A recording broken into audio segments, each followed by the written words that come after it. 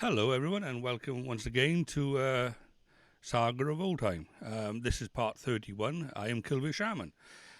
Today's episode, as it were, is going to be called Another Plane of Existence.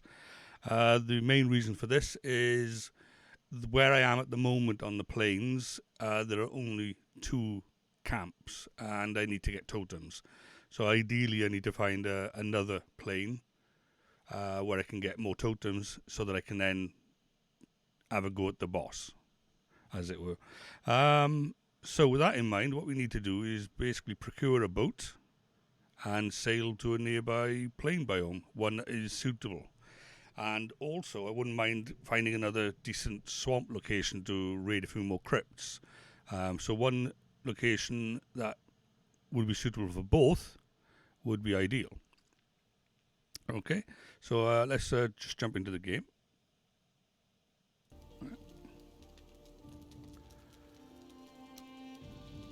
Let's do that.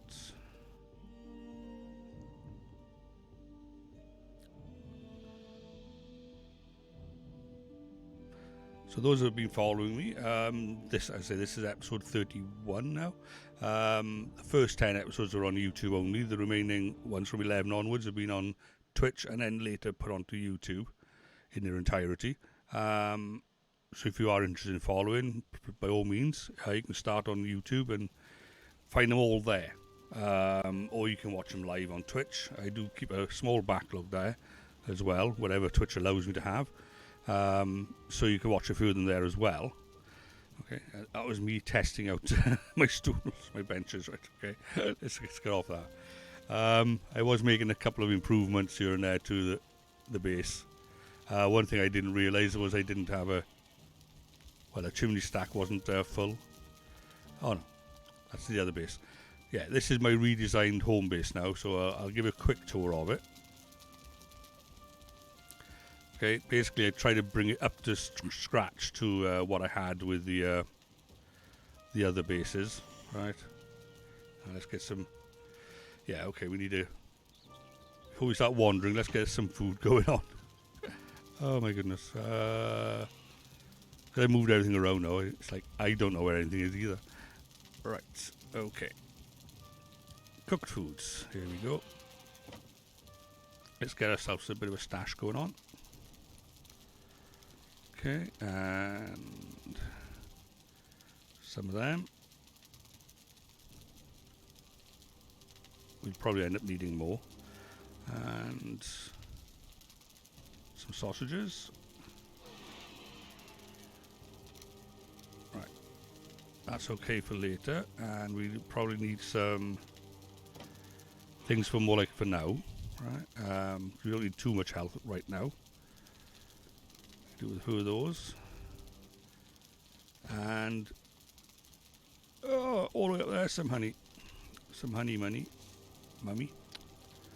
Right then. So let's drop those things off. So yeah, the new design on the base. Let's do that first. Right. Let's get a little bit of health going on. So starting from outside the main doors. Some of you might be familiar with this layout. We had the docks there, and that used to be the main entrance going in. Well, it still is the main entrance. But what I've done is I've flattened the main building inside and then rebuilt it from the ground up. So it looks a little bit more. And it's all more out of stone as well. Okay, so if you come in here, we will instantly close the door. We'll instantly see we've got this lovely like corridor effect going on. Right, and then we got our main building here. This is the kitchen area. Nothing much else here. Kitchen and food prep and storage. Then we go up here and we have the bedroom with some very nice wide open windows. And over by here we have the throne room, we'll say, for now. Okay, so that's all this is. It's just a two-story building, nothing fancy. Right. Then if we nip back outside in the corridor, Go around the side here. We still have our vegetable patch as before. And we have completed at last our walkway that goes all the way around the perimeter of the castle. Okay, and our pigsty down by there for our boars. And then if you nip through this corridor, I've redesigned this area a little bit. We've got all our things in this corner now. And they should all feed into that one chest using the Valheim Plus mod. And then I've also tweaked this layout as well. Basically moved all the chests that were up against this wall, and I put them all in the corner to be as far away from that assembly I got outside, so that they don't accidentally put stuff in here instead. Okay, so let's offload things we don't need. So we don't need that, and we don't need them.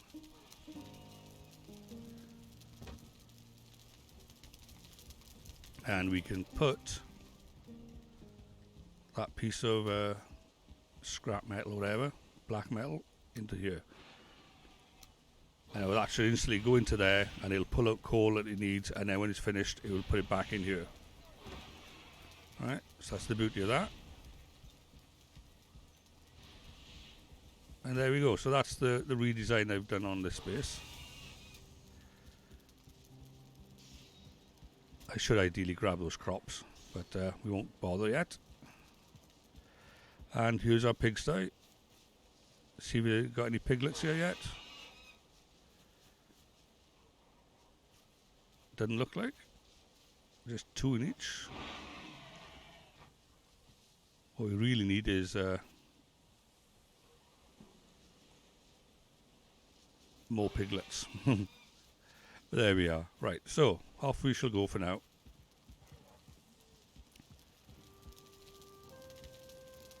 Right, so if I show you the map, that's where we are at the moment, and we travelled all the way down here, and at the moment we've got a home here as well. Right, I should put this one down. If I put that down there, home.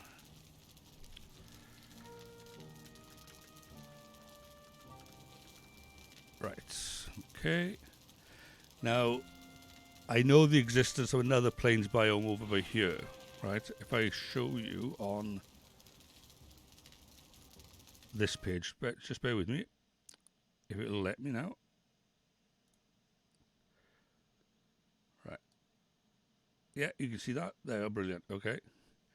So that's where we are at the moment, and on the website where you can put in your seed, there's a lovely plains biome over by here. And there's also a fairly extensive swamp by there as well. So it would be perfect for us to go over there. It's not that far away, really. And there's a small forested area by there, which we could probably put a base of operations in. But in order for us to get there, we are going to need to get a boat. So we can either build a boat at our present base in the plains, or we could sail a boat all the way south. Okay, that's the debate, really. It would be a bit of a journey, but we could do it. Anyway, let's get off that screen for you now and get back to the game screen. Right, so here we go. Right.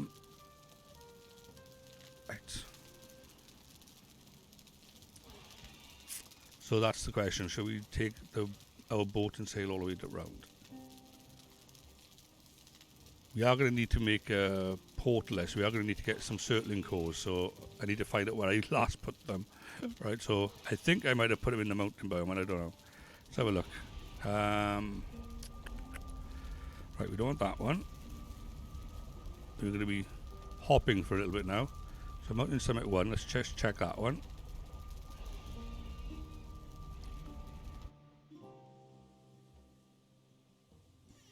It's the thing when you get too many bases, you don't know where you left things. No.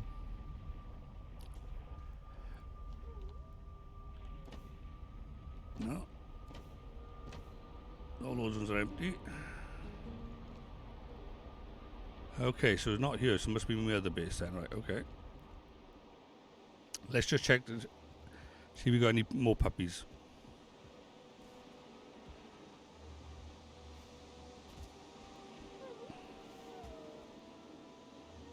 We got 1, 2, 3, 4, 5. Still only got 5. I think. I can't see anymore. Oh, wait there. Oh, there's one, but oh, look. We got another little wolf cub. Oh, look at him. Oh, he's so cute. Oh. Here we are. So he's going to be on number 6. Lovely. That's made me happy. Silly things in life, innit? Right, and I wonder if that's spawned another dragon egg. Because we got like a... Oh, look at that. See, we got this spawning right next to us. With dragon eggs. It's like, what do you want me to do with them? I'll just collect them.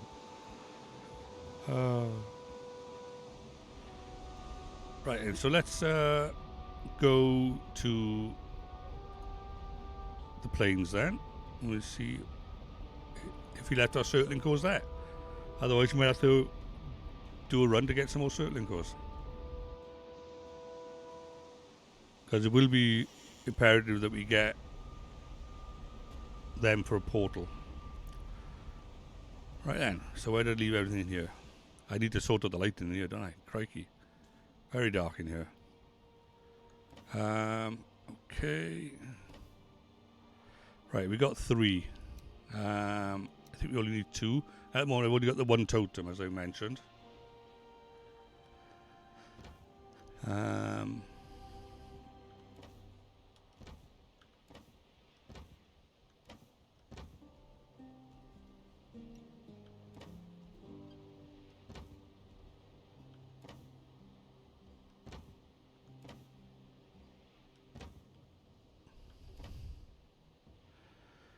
Okay, right then. Now, the other things we need for a portal are going to be, I think, 20 fine wood. Right, so we'll grab that. And 10 grey.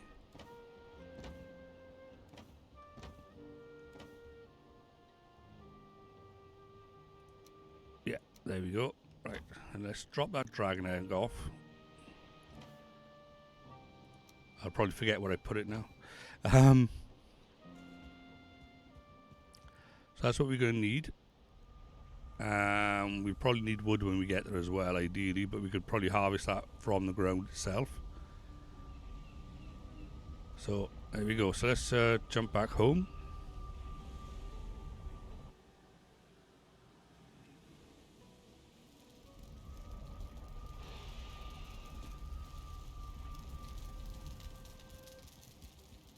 So which boat should we take out then? Should we take out the little dinghy, or should we take out the big one? Either way, if I take out the little one, I'm going to have to move this one out of the way. I haven't really sailed on this one yet.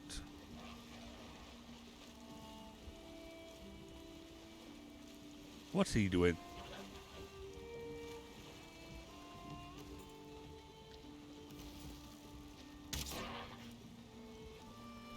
Right. Yeah, let's reverse this one out.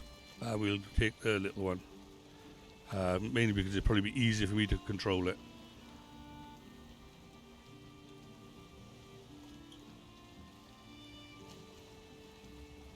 Oops.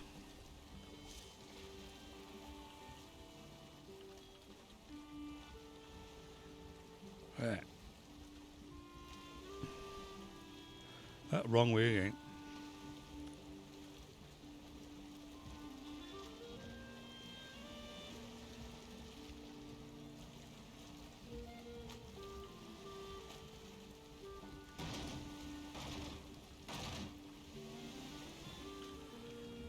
Well, that's certainly one way of piloting them, isn't it?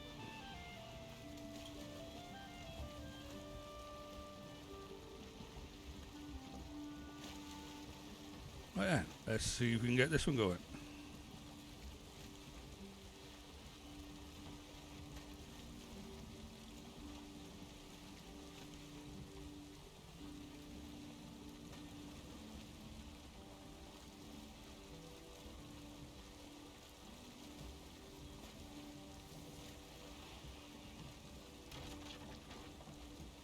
Oops. Yeah, not very good at this, am I? Right. I made this bridge wide enough and big enough to get past, but obviously with my piloting skills, I should have made it twice the size.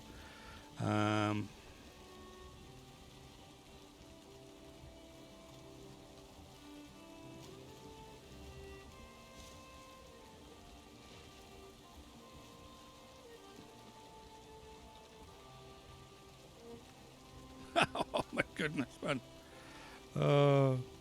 It'll straighten out when I hit the wall. Come on.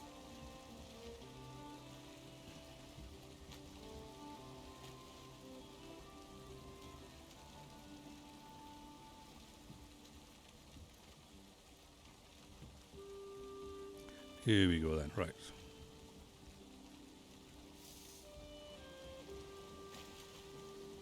Now in theory we should have a good wind behind us, so...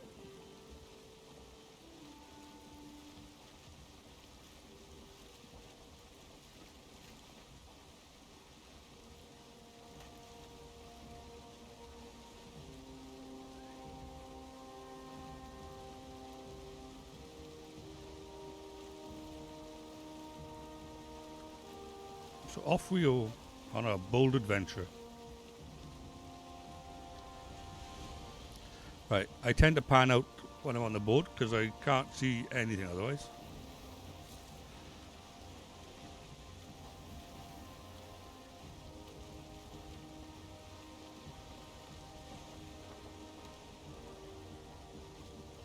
Alright, okay. We just lost the wind behind us.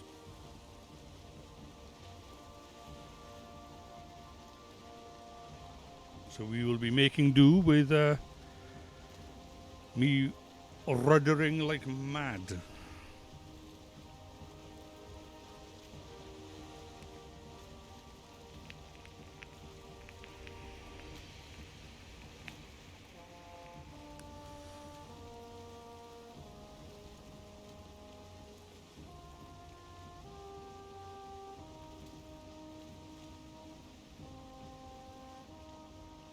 We look at the map. So I say we've got to travel all the way down here. But instead of going around this way, we're going to cut across through there. We should find a place then down by there.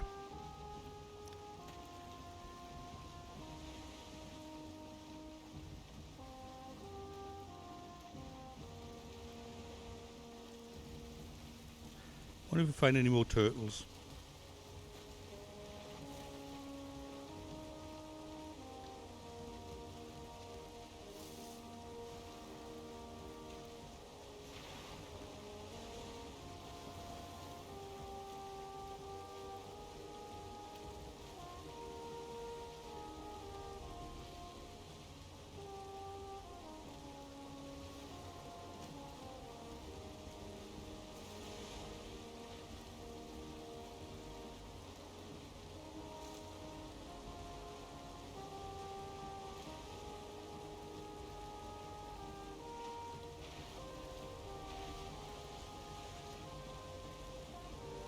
Trying to see if we can catch a little of that wind, but hopefully it'll change.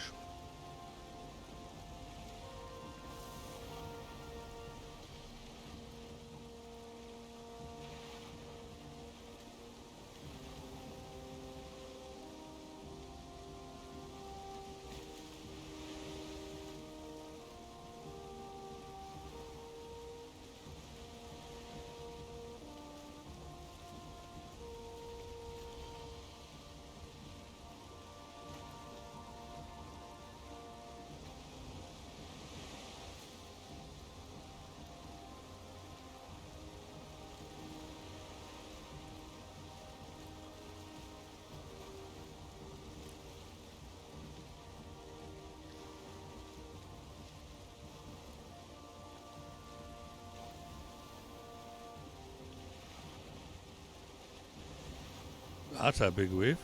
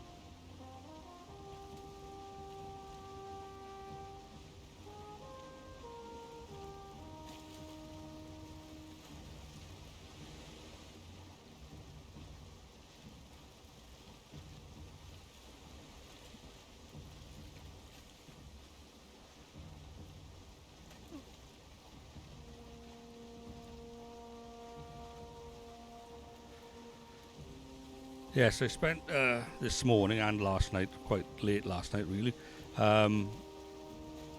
tweaking my base. It involved a lot of collecting rocks, a lot of collecting wood, a couple of rethinks halfway through. But in the end, I got what I hope is a good choice, or good design at least.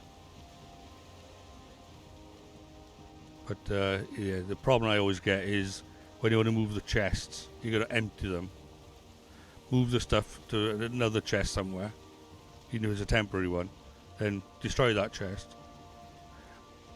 You know what I mean? Move it to where you want it, then fill it back up, and rinse and repeat. You know, it takes forever, especially with the metal. You know, well, in my case, it was with the honey. There's only so much honey. You know, I think I got one chest that's like nearly full. And I've got all of my chests set on with the mod set to like maximum capacity as well, so that doesn't help. Yeah, it means I can put more in them, but it also means I got more to take out. So it's like catch-22.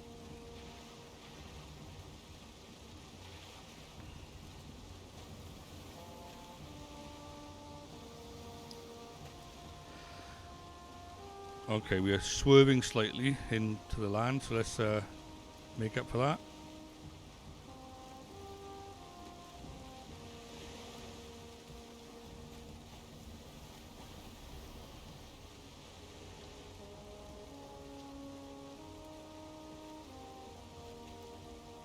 Because we need to get down there more than anything.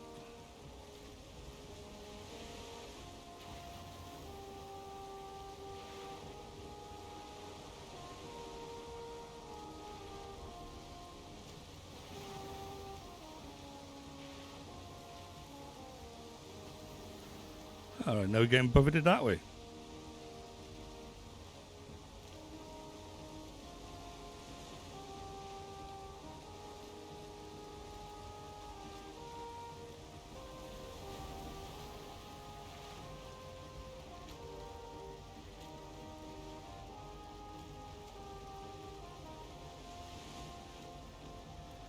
Yeah, let's get some food.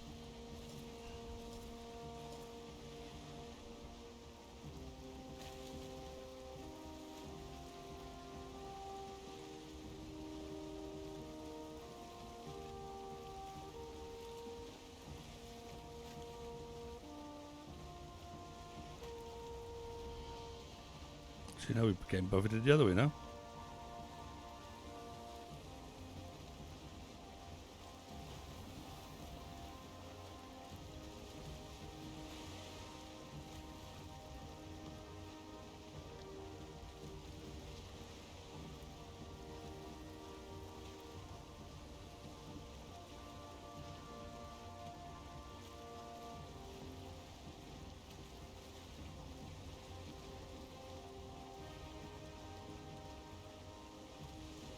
To be honest, we could do with twisting it a little bit.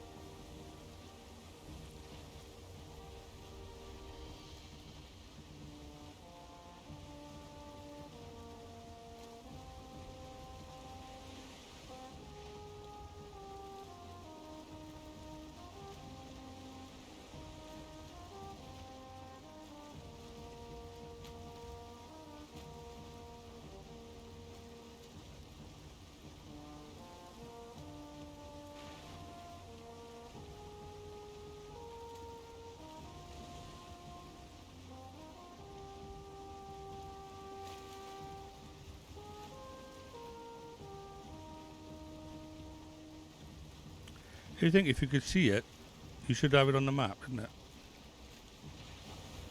You know what I mean?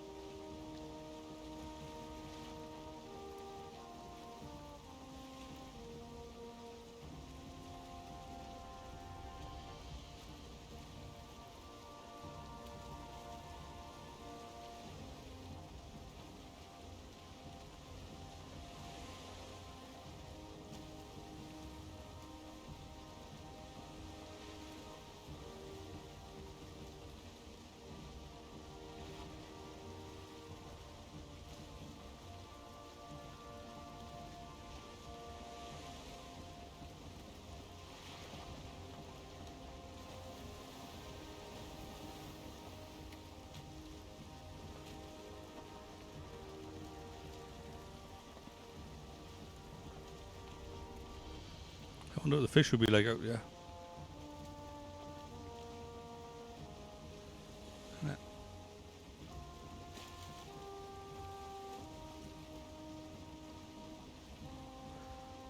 remember the last time I went for a long journey in a boat, I nearly died. In game. Found one of those leviathans, or turtles, whatever you call them, and was running out of stamina trying to get back to the boat. Nearly drowned. Went down to about 3 hit points. So I managed to latch onto the ladder.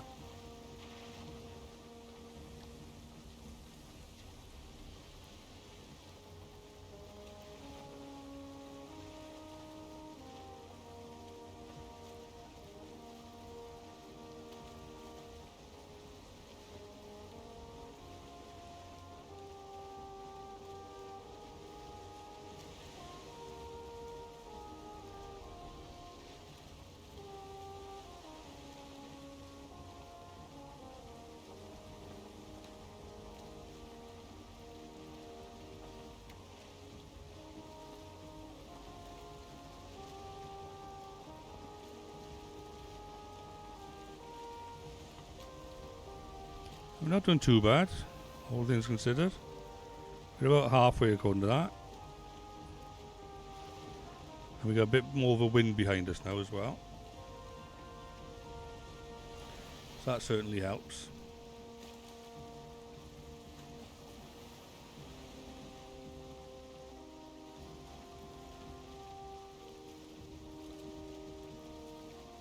Seems like there's a hole in the ocean over there.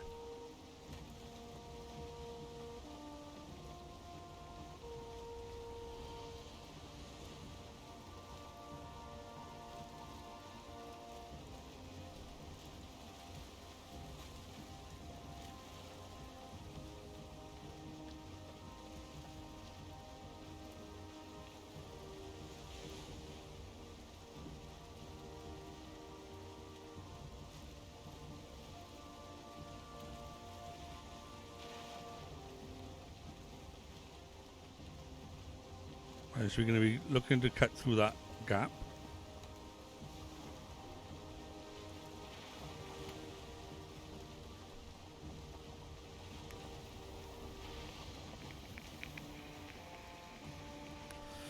Yeah, let's do that.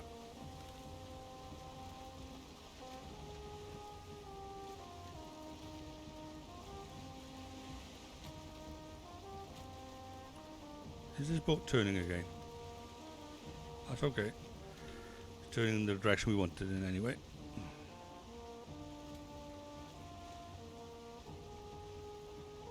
We now have what do you call it? Crosswind.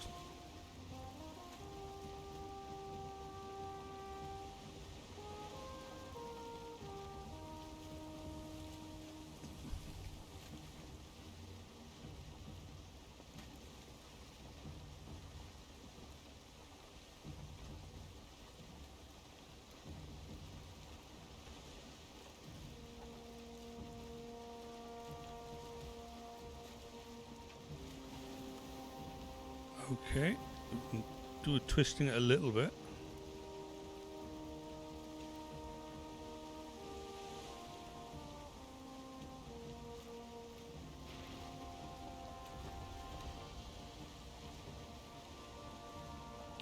That should actually give us a bit more wind behind our sail.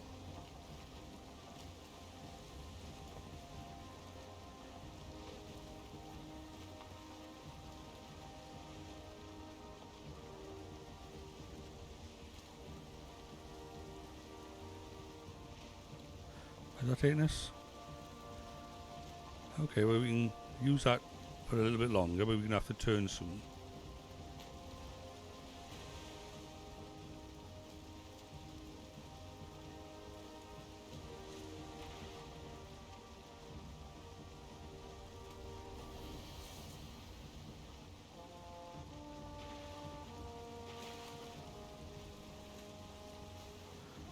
So we need to cut through this gap between these two islands.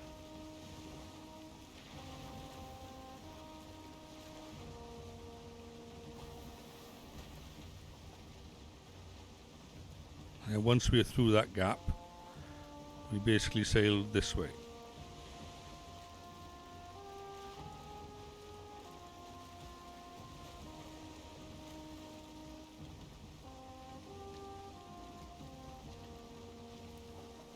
That's a point. Didn't even know that. Can you see my mouse? Yeah, you can. Right, okay.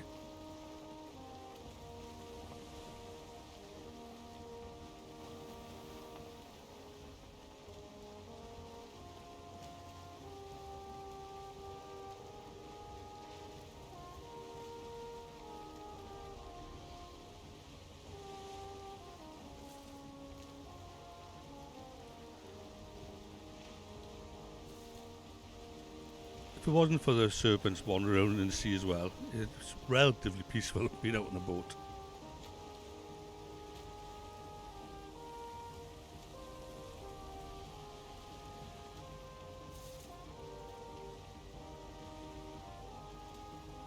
So we can pretty much stay in a straight line for this little bit, and then we can turn with that, so that's okay. I say we got, well, I'd say full sail, it's not quite, but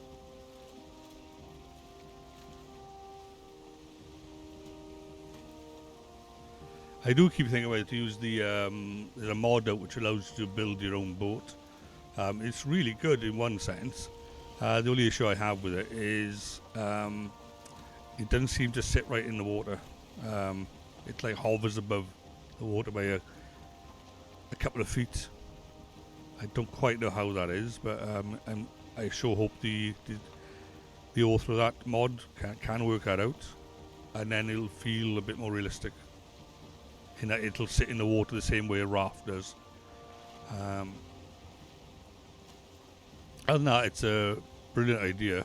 I used to do something similar in Ark Survival. You'd have a raft, you could build like a home raft. You could have everything you wanted on the raft, and I used to think it was amazing.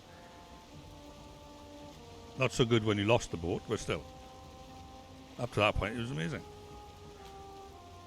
A number of times I'd die in Ark with my boat so far north, and then when I managed to get back to it, it would have been destroyed.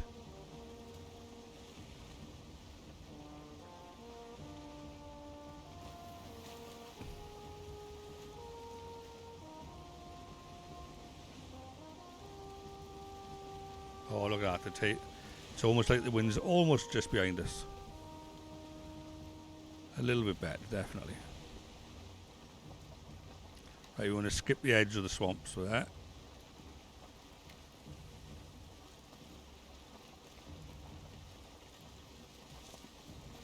As I say, then we can start turning this way then. Well, to east.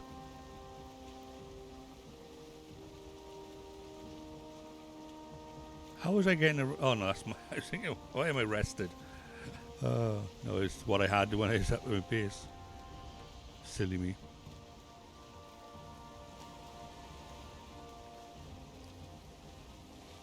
And why is there a house there?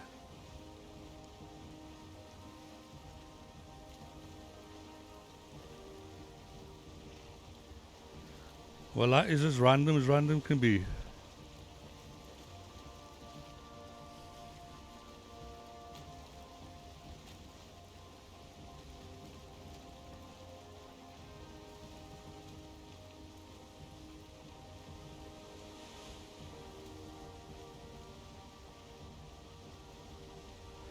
Well, that's good now. We got a full wind is literally behind us now. So what we're looking for is going to be a roundabout down by here. Okay. But we need to find that little stretch of land that's between the swamp and the plains. Or close enough to there. I won't mind so much if it is in the plains. Because it seems the plains will be a lot more walking involved, whereas the swamp is very compact with what it's got there. And primarily we want to do the plains. At least initially, anyway.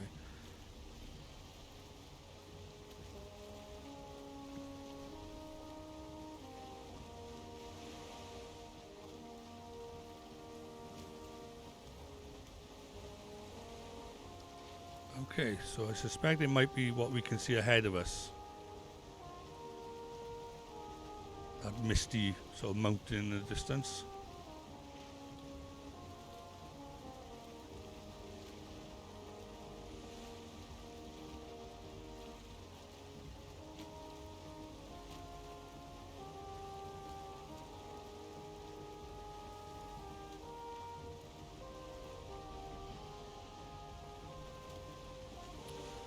A little drink of water, squash,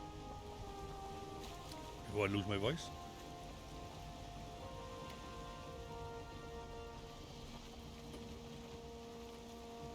I don't know how to put anything in that. Almost tastes like water.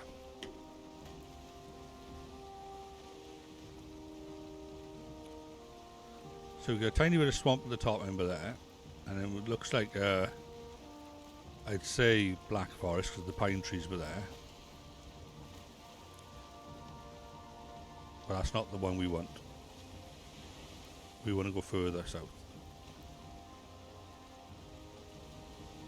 So we're going to have to tilt this rudder a bit.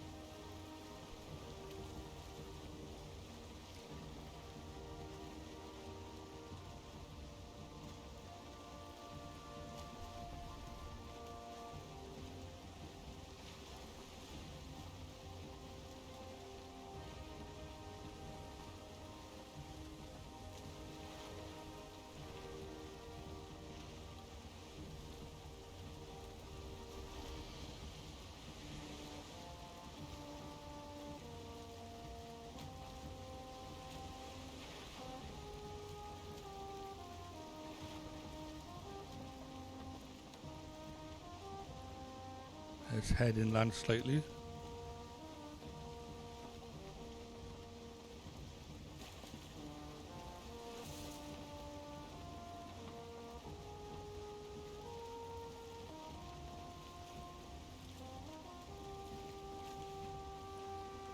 Right, so I want to stay close enough to the land that we can map it.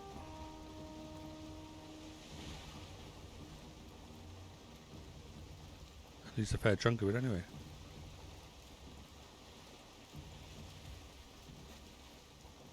We're not close enough that I end up hitting all the rocks. That's always fun.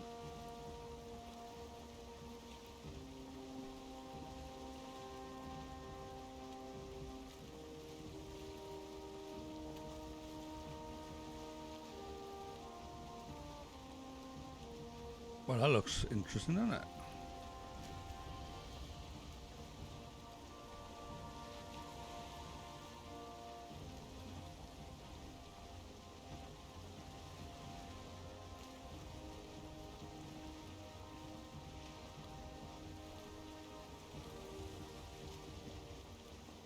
So that's one of the fooling camps. I figured out yesterday, if you destroy those large tent-like structures, or teepee structures, or whatever you want to call them, you get like 30 odd deer hide off them. So in my mind, well worth it.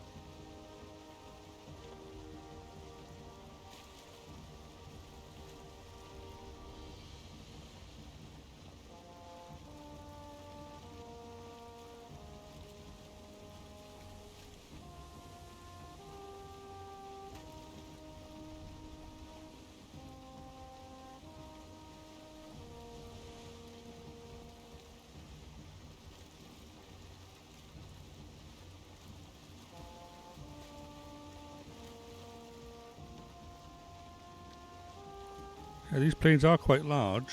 Yeah.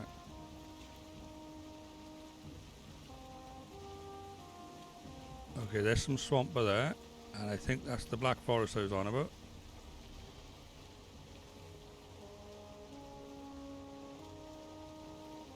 I say it's only a tiny bit, but it'll hopefully be just enough. Although we could probably just set up base like by there, just on that edge.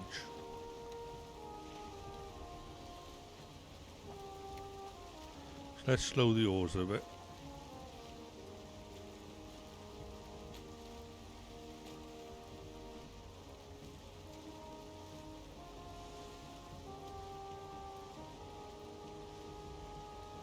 And we shall see if this is a suitable place.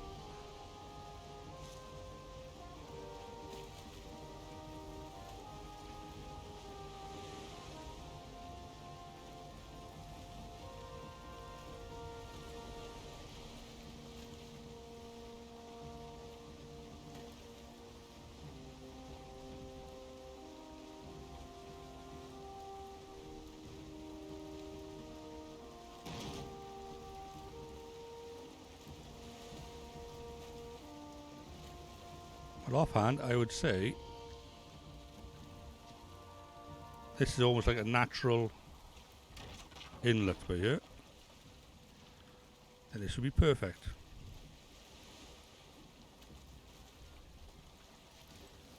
Right, let's quickly eat some food.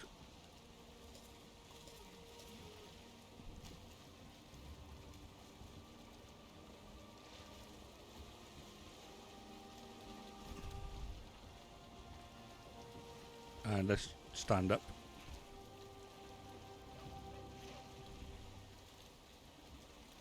At the same time, let's sit down.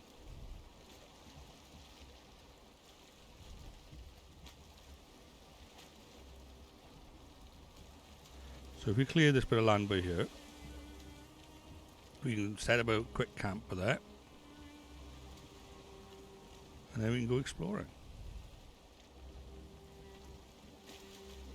Basically, so we want, yeah, and we want that. And we're going to need a couple of stones.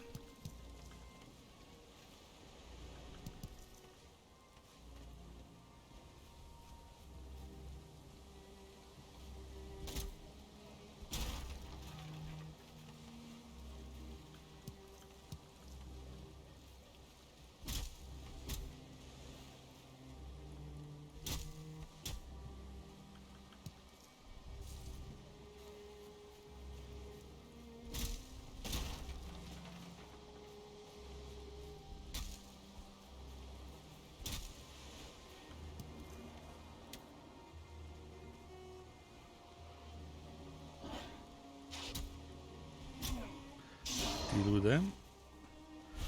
That's the welcome we get from the inhabitants of the island.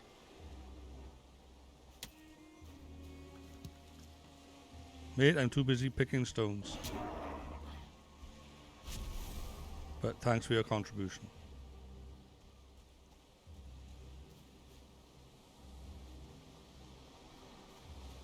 One thing we could do is clear these tin deposits out of the way.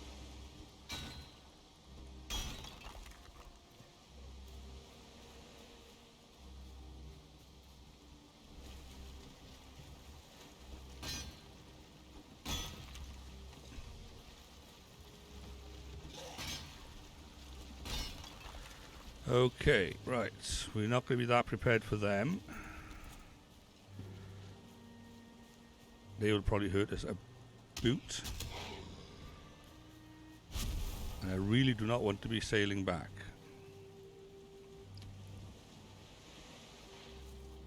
So I need to sausage up.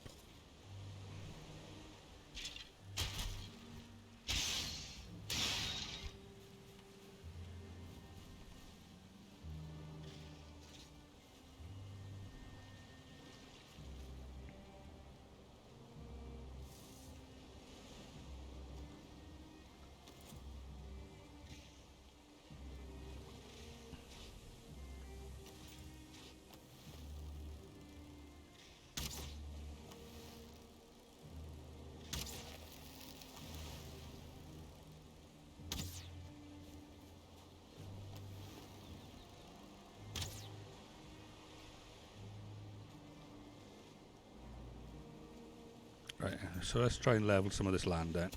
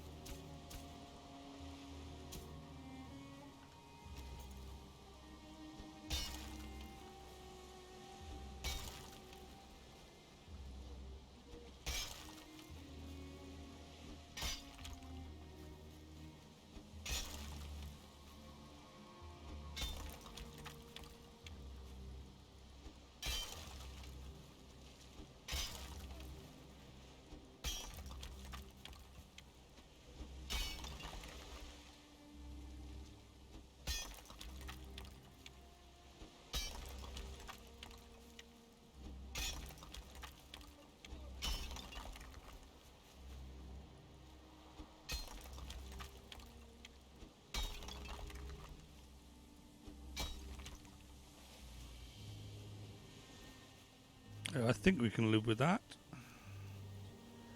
Almost.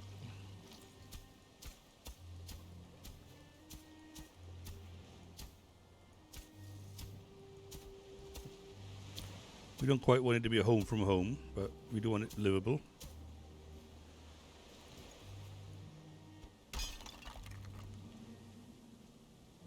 Right, here we go. I think that's pretty good. Let's get some more wood. No, we don't want pine. We want the fir trees, really.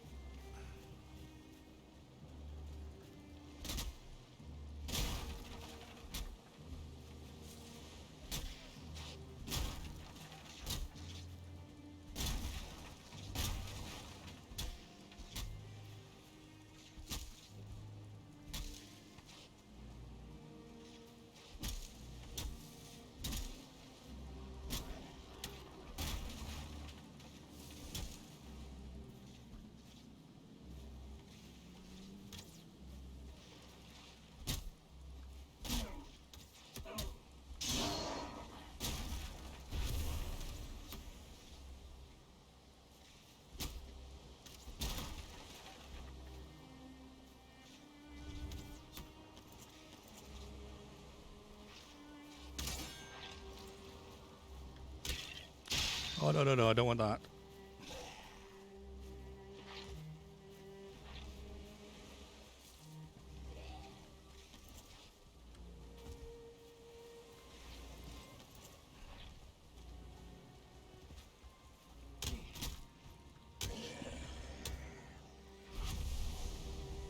I have not prepared myself for poison.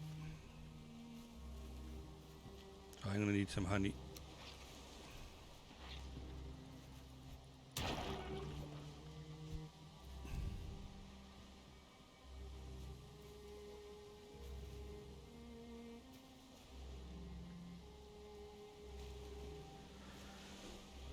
Right then. Let's get this workbench down then.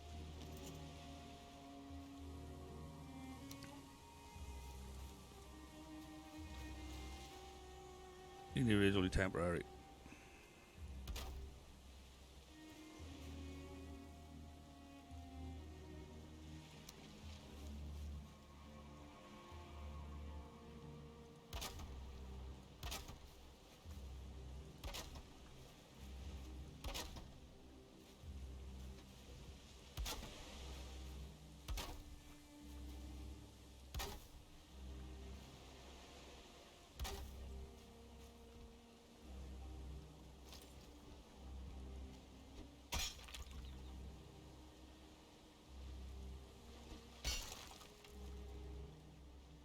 I think I might be happier cutting more into this side than having it poking out over the water. Even if it is only slightly different.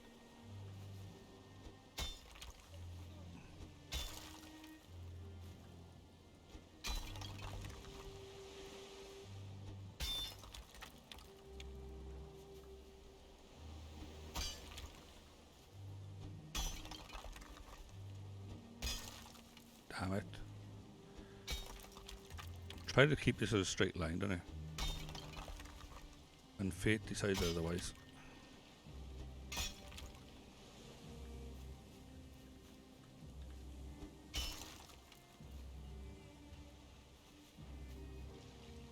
Right then, so back to that.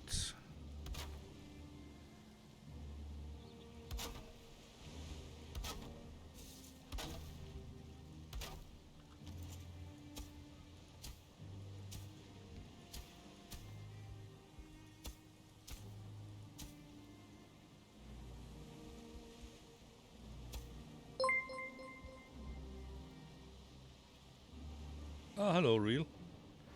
I hope you're enjoying. I know I'm not talking too much, but obviously, if you want to chat away, by all means, and I will respond. What you might have gathered, depending on when you joined in the stream, is essentially what I'm doing at the moment is finding a second plains biome so that I can get the totems. The original place where I set myself up, I didn't realise what it was you needed or how difficult they were to actually get hold of them. So I set my base up appropriately in the wrong place, we'll say. Alright, so I'm just going to temporarily put this in place. You know, if I have to move it, let's do that. Miscellaneous. I'm just going to get nervous until I get this set up, that's all. So 1, 2, tickle my shoe. Right, let's put that as close as I can but there. It's probably still in the wrong place, but it'll have to do. And quickly set this up. Plains, home 2, and destination home 1.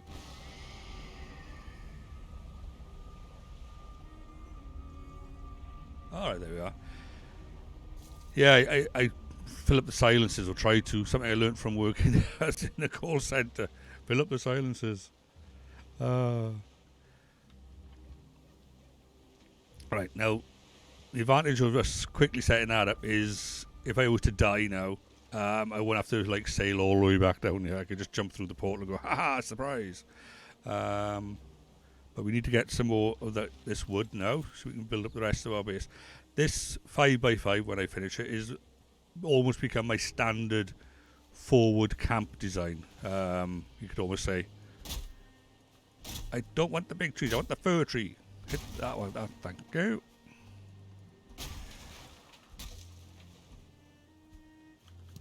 Right.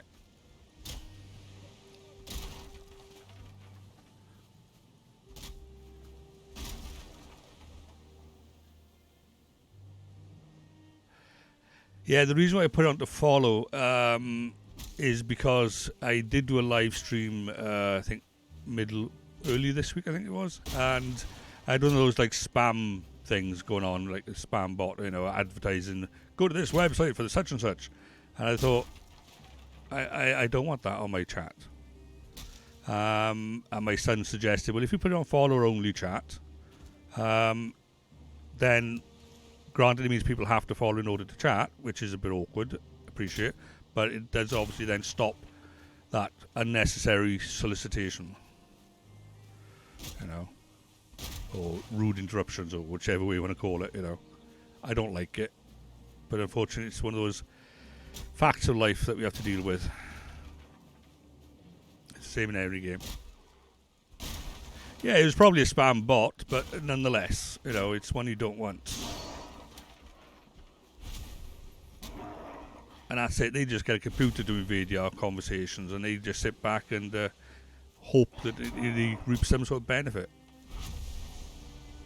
I put it in the same vein as these automatic dialers that phone 1,000 people in the hope that one of them will answer, you know.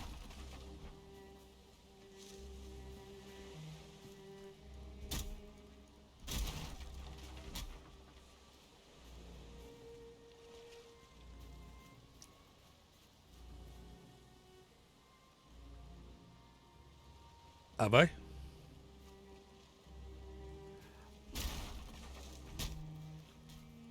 To be honest, I'm still new at this game. I left most of that to my son to sort out, so I have to check with him.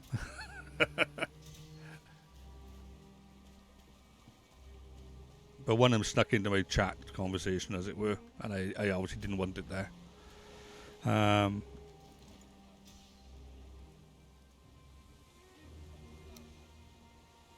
Yeah, I presume they would under normal circumstances, you know.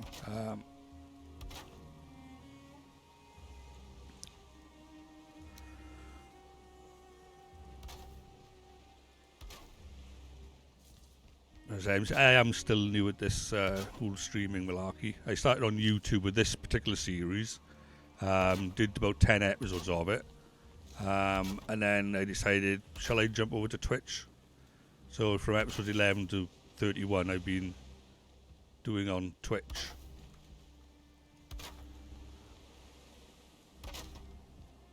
But yeah, Twitch is a slightly different beast, especially because of the chat. You know, I know YouTube does have a chat as well. But I have had better results with Twitch since I've joined it. I've had more followers, which is always good. Definitely always good. Right.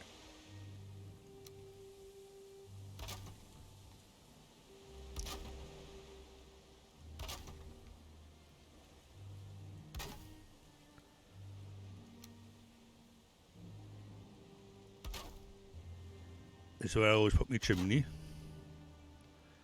if you haven't guessed already.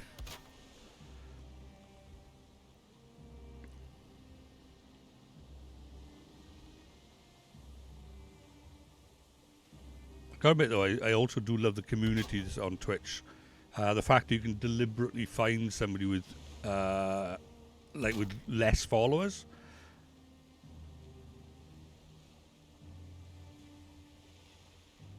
Alright, well thank you very much for that, for real. It's good to know I got at least that level of protection then. Oh, the sunlight's in my eyes. I can't see. How are you supposed to build into these conditions now? Oh, I said that one's the wrong one now, that one is. I wanted that one. Right, that's better.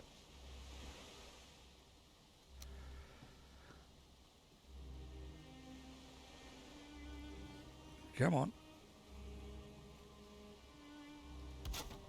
And let's try that side. Okay. And let's put a roof on there.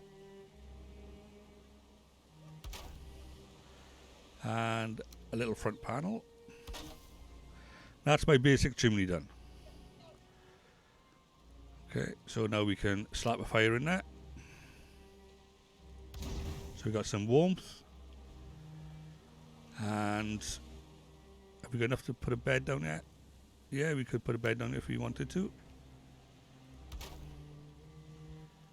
Right, and let's go find wherever I parked the workbench. Up there, right, okay.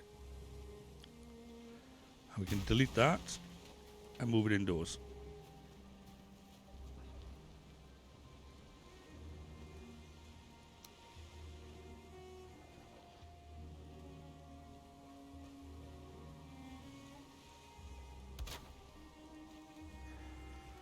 Oops. Go away. Unless you're bringing wood, I don't want to know. Right.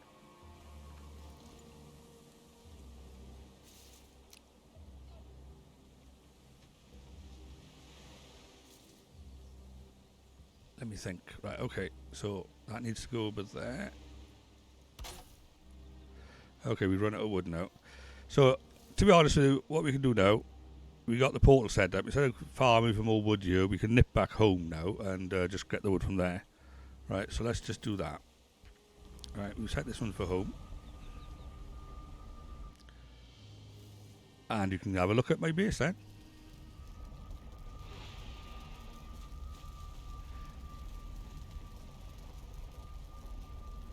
I didn't think this. I thought, why not be able to, yeah, exactly.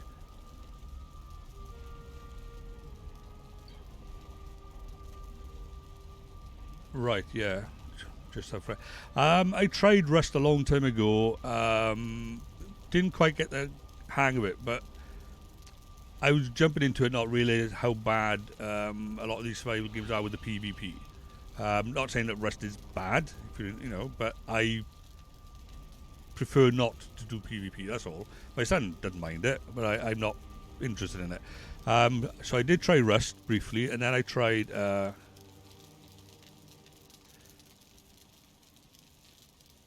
What is my aim with what? With this particular stream or with the game in general?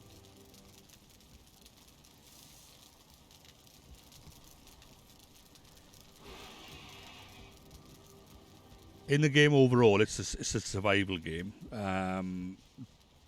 Moving forward with technology, relearning skills apparently, whilst defeating various bosses. But I enjoy, I enjoy just moving around, building bases. I say this is my first base. It's got a bit more stash in here. But yeah, Valheim, basically Odin, the god, has brought you back to life on a new world, and you have to prepare yourself for the final battle when he calls. And to do that, you start off with a loincloth, kick a tree, and now you've got a twig, pick up a stone, and now you've got a stone axe. You know how it goes. Like there's going to be an attack on my base now, on this base. I won't respond to the attack, but I'll nip up so you can at least see it. This one is the smell of sulphur in the air, right, okay? So this is my main base, right? They're all attacking my base down there, but I can safely ignore them. Ideally, what I should be doing is running out and defending my base, but yeah, that ain't happening. Not right now. They'll go away eventually. Right. But if I did go out there, I could get resources off them. You know, there is at the moment the plains biome boss is like the end game, but they're planning on adding extra plain. You start off in meadows, right? I'm probably jumping the gun here. You start off in the meadows, which is relatively, toddler level, we'll say. It's nice and pleasant. You kill a couple of boars and chase down a few deers, and that's about it. Then you move on to the Black Forest, which introduces the thing called the Grey Dwarf, which are tall, gangly things with shamans and a bit of magic and stuff like that. In the meadows, you have a boss that you have to defeat. You get then you drop something that helps you in the forest, and then when you're in the forest, you have another boss, and he drops something that gives you not any mounts at the moment. Mounts are something they're thinking about, but this is alpha, pre-release alpha, I think they would call it. So they still got a bit to go. How much wood did I grab? That's more than plenty. Right, let's get out of this base and back to the other one. Right, but if you look at the map, yeah, it's all in red at the moment. What you can see by here, if I briefly show you, I started off here. This is the spawn site where I got a little house by there, and that's meadows. Okay, so sparsely populated woods are meadows. The darker ones are black forest. Okay, and those are the first ones you deal with. So I spawned there, I ran down here, not realising there's a Black Forest, and I set up my first house down by here. But then realised the Black Forest is really close by. And you fight things like trolls in the forest and whatnot, and you can gather copper and blueberries and raspberries and mushrooms and so on. But then once you mastered the Black Forest, you move on to the swamp, which is all, well, the one I found decent enough was this area. Now in the swamp you got like leeches in the water, you got more skeletons, you got these like weird glowing humanoids that attack you and they hurt, and so on. And then after you defeat them and defeat their boss, you move on to the plains biome, which is this one, which have basically, for want of a better word, goblins. But they always attack you in groups. Oh no, sorry, no, before them, you have the mountains before them. And the mountains are really cool. I quite like the mountains. So that's what the mountains would look like. And you can't even go in the mountains unless you can make a potion of frost resistance, because it's so cold there. And you'll take damage over time just from it being so cold. But what you do get from it is wolves. And actually, I'll show you the wolves now. Right, so you'll go to my mountain base. So this is my mountain base. Right. All in the snow. Right, I built this thing. You also learn to craft stone, so your technology improves as you improve. You start off, as I say, with a stone axe, and you learn Bronze Age and copper and tin, then iron. Then when you're in the mountains, you learn silver and obsidian. Okay, but this is my mountain home. And just outside by here, you can tame some animals. You can tame wolves and you can tame boars. Right? But the only way to tame them is basically you've got to let them chase you. And what you do, you let them chase you into the a pen that you've built, slam the door behind yourself, and then quickly run out on a set of stairs like I built by here, sort of thing. And then you throw them food, and then hide from them for a little bit while they calm down. But then once you calm them down, you can breed them. I did have a puppy here earlier on, but I think he might have already grown up. I had 5 wolves and 1 puppy. But now I think I got 6 wolves. Yeah, 4 over there and 2 over there. You know, and they're so cute. If I pet him, he goes like that. And now he'll follow me now. Right? So you can actually take him out hunting. Right? So I could tap at all of them, and then I could open the gate so we could all go out, kill a few stuff, and then come back. But I'll just unfollow, as it were.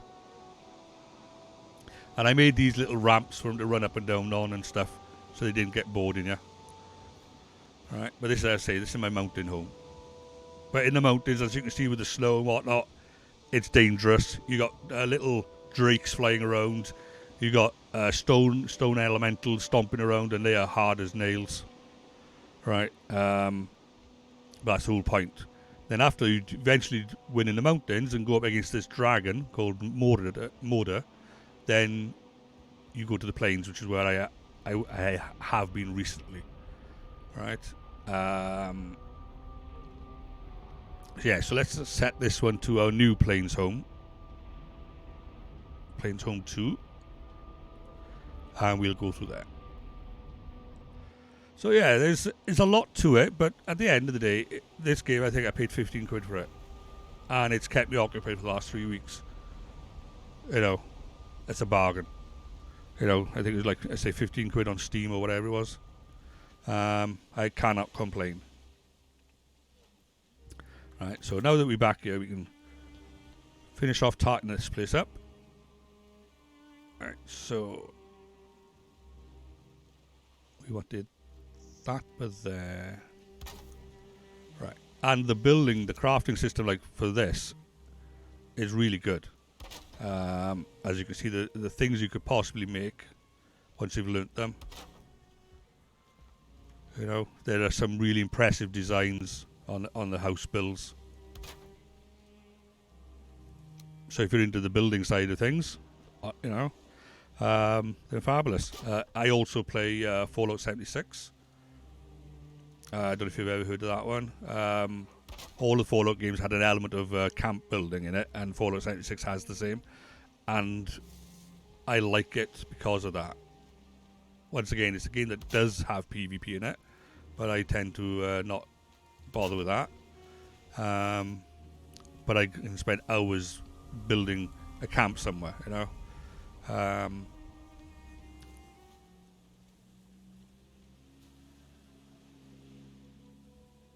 And every world is what they call procedurally generated in Valheim.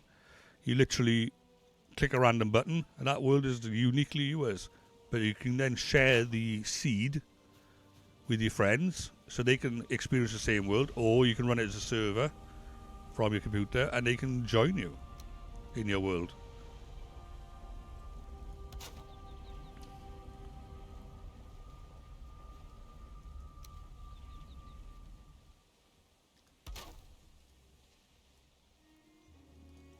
Right. So as you can see there, that's basically the basic design of the house. So we put that one up there as well, and then we can run through then with our roof. Roofs are important in this. They provide shelter along with the fire. At the moment you can see fires up on the top right hand side of the screen, and the rested bones from my previous places.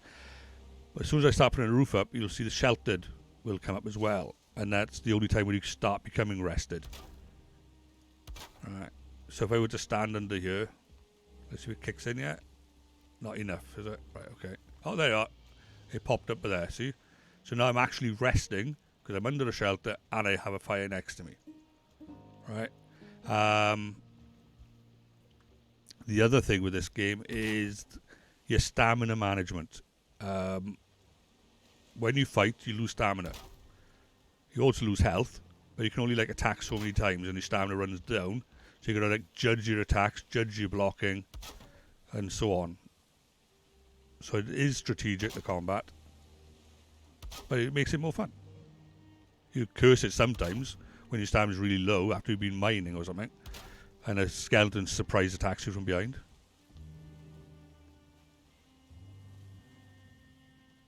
Right there. Let's put that there.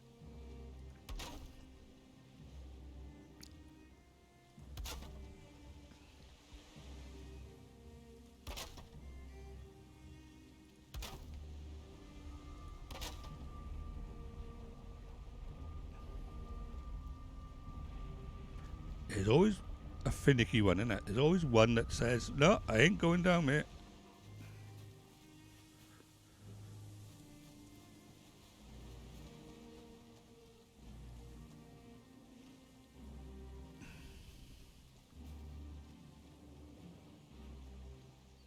And also with this game, with the building mechanics, that higher you build, the weaker the structure becomes. So you've got to be very strategic how you support your buildings, which makes it more fun again.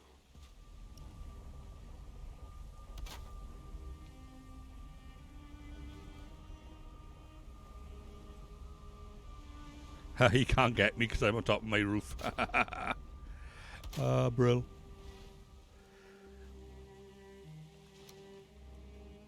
And there's also a lot of mod support out there already for this game. I run a mod called Valheim Plus, which gives a lot of quality of life stuff.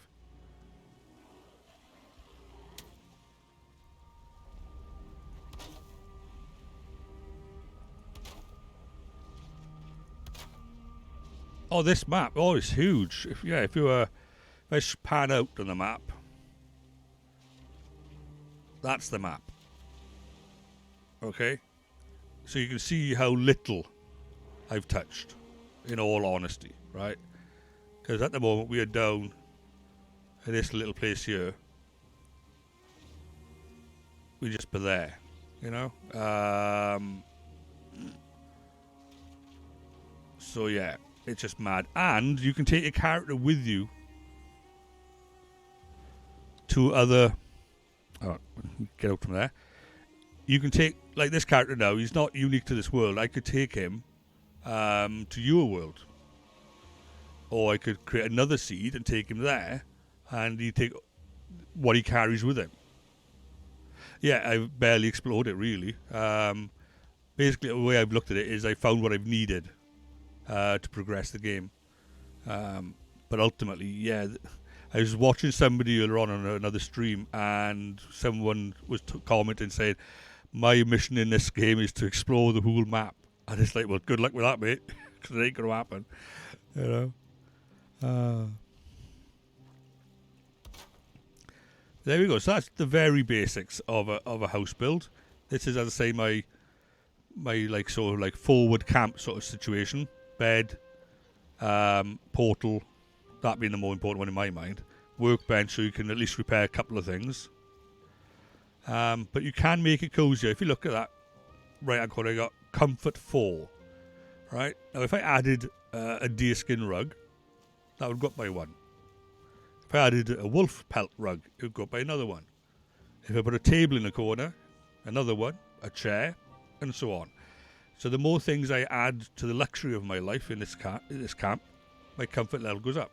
And what that does is the rested bonus, you can see in that red swirly thing, has a base of 7 minutes. And it goes up for every level your comfort is. So you could literally walk out. One of my camps I got a comfort level of 16. So add to the 7, that's like 23 minutes I could have of what they call a rested buff, which gives you like double stamina regeneration when you're out and about, which does help in the fights.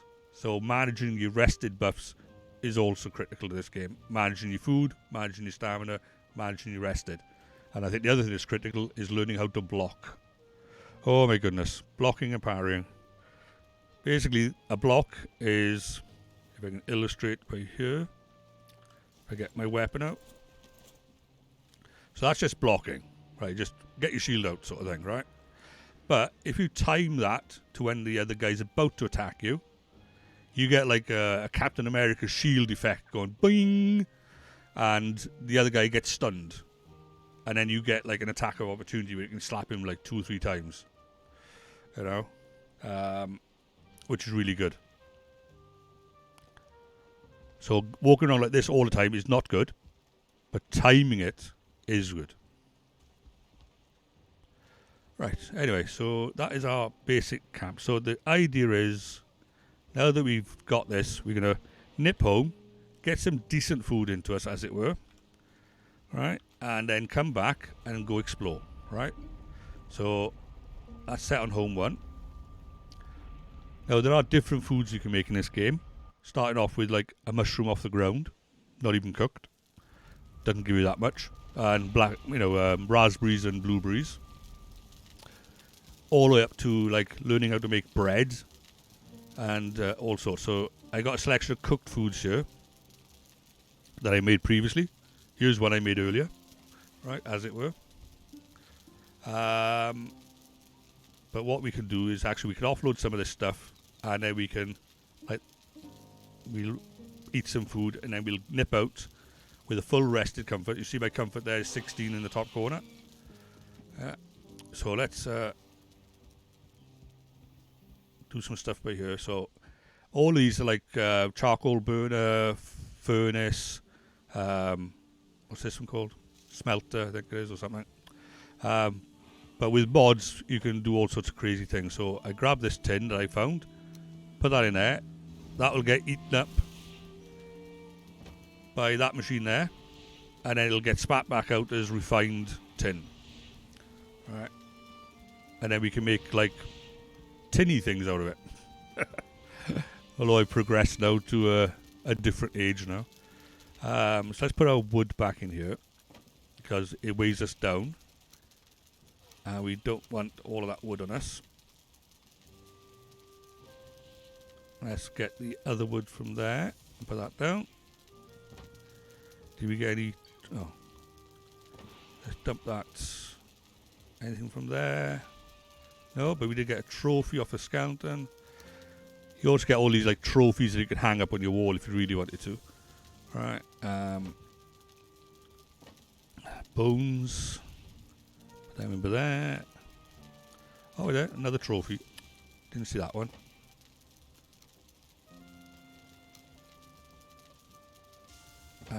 Yeah, that resin goes in here. The resin you use to burn like your torches and stuff. Oh yes, once you get the portal set up, fast travel is really fun. Now in the game proper without mods, you have to set up a paired set of portals. So every location would have to have a paired set. So you'd end up with like one base that might have like 20 portals in, one for each of your bases. And that can look really good. It can, awesome, like Stargate on steroids, but it's expensive as well because you've got to get the materials needed to get those portals set up. So I put a mod on it which allows me to, as it were, dial the portal, just like in Stargate. So I got one portal at each location, and from there I can just dial which one I want to go to, which to me makes it a bit easier, especially as I'm playing solo with this particular character. And you need these things. To make a portal, you need 2 of these circling cores, you need 10 of these grey eyes, and then you need 20 of the fine wood, right, just to make one portal. And you can only find these cores generally in crypts, well, not crypts, burial mounds. You might find anything from 0 to 6. So you have to do some raiding basically to get that sort of stuff sorted out. Right. And by here I got some bees. Right. They make my honey. Right. Or at the moment they're sleeping by the looks of it. Oh, they need more space. Okay. Looks like I'm gonna have to move my bees. Right. What is, I recently redesigned this building, and that now is like 2 feet closer to the bees. So the bees are unhappy with that. They want more space. So I'm going to have to move them. But not right now. Right, so raw meats. Let's go down to raw meats. Let's dump that down into there. And let's just dump that down in there for now as well. Okay, so let's... as I say, we go eat some food. We'll sit upstairs, right, in my lovely throne room. Okay, here's my throne room. And obviously I have to sit on the throne, don't I? Right, so let's eat some nice food. So we'll eat one of them, a fish wrap, a turnip stew, and a sausage. Now, what you'll see by here is those 3 combined give you a really nice health boost. Right, so whereas bog standard you run around with 25, yeah, the poor bees. I will give them a nice home, don't worry. Yeah, you start off with like 25 health, and if you feed like a blueberry, you get like 27, sort of thing, But what you can see now is it's going up, and it's going to go up, and it's going to go up, and it'll probably break 200 because of these 3 combinations of food that I've just eaten. Alright, but that is only temporary. It will start to go back down. Right, so once it hits max, it'll go like to say 220, whatever it is, and then it'll go 219, and then 218, and it'll start to work its way back down. Right. Actually, might only get to 200. Oh, there, so 180 is the max with that combination of food, right? I have had better with other combinations of food. So that will stay, and it'll start to go down there. It's gone down to 189 already, right? So the food doesn't last forever. So I got comfort level 16. I got my food relatively high. I got reasonably decent armor on. Nothing needs repairing. Right, so we can now jump through this portal. Once we set it up for the plains, our new place. And then we can go and explore.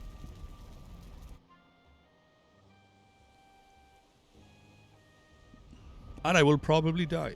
And I will probably die quite often when we're exploring. Just to let you be aware of that. There's the boat we sailed in. Right then, so. Let's like nip around by here. Oh, I dropped a bit of wood, did I? The other thing we have, when you defeat the boss monsters, you get like a power up. And you can choose which one to use. So at the moment I got this power up. Right. Now what he does, he gives you a damage reduction thing for people hitting you. Right. So your survivability is a bit better then. Right. So this is the plains biome. nice and sunny savannas. And you get lots of these things, these cloudberries, right? Which aren't too bad. They don't hurt to have them. Oh look, we got a goblin attacking us. Go away, Mr. Goblin. Now when they drop the black metal scrap that you can just see there. Right, so they drop that, and that's what we use to make the latest weapons that we have. Right, so the more of that we get, the better. It looks like and that's a death skeeter. They poison you, and they sneak up on you, as you just saw. Come on. That's what you get for that, mate. Now, I picked up a needle off him, basically, which I can use to make arrows. And they, at the moment, like the best arrows in the game, sort of thing. Right. But I say this is the hardest biome at the moment. But they are planning on bringing up more. And each one will get progressively harder. And you'll get progressively tougher to deal with it.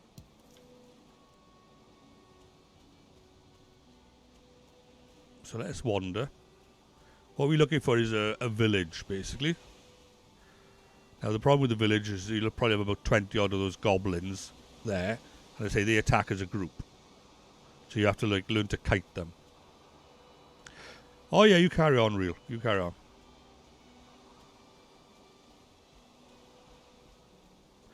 Yeah, to be honest, I love using Twitch for pretty much that reason. When I'm not actually playing games myself, I will just sort of like chill with it as a background noise. Almost like the radio.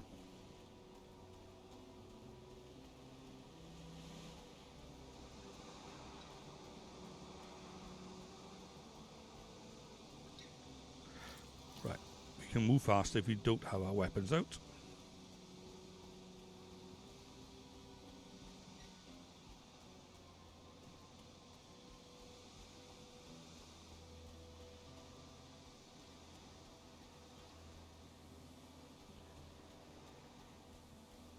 Yeah, I've done that as well. I got two screens. I got my laptop, which is my main computer at the moment. I do have a desktop as well, but the laptop is actually better. So that's what I'm running the game on, but I've actually got to go into another monitor, which I use that to see the game. But then I usually have it on the laptop. Then I got Twitch in the background. But that's when I'm playing, not when I'm obviously streaming. There's a few people I follow that play this game as well, and I've learned a couple of tricks off them.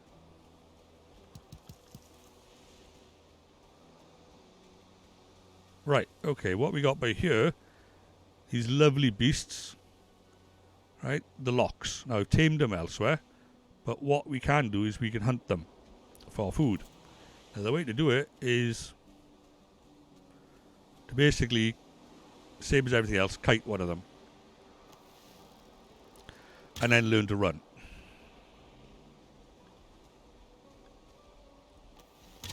Oops, wrong one. Right, so you want to like just get the attention of just one of them and then run, because like woolly mammoths, they have a really big stomp attack. But try to keep their attention.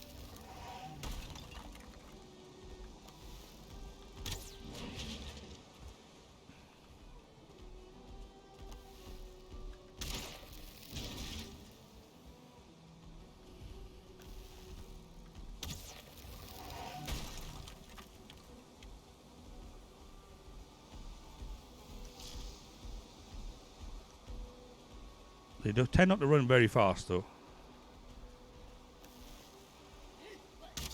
Oh, I got a goblin behind me now. Right, I got everything attacking me now. I got a goblin. Furling. And my stamina's quite low now because I've been trying to deal with that Lux. There we go, we survived. So, switch back to the bow.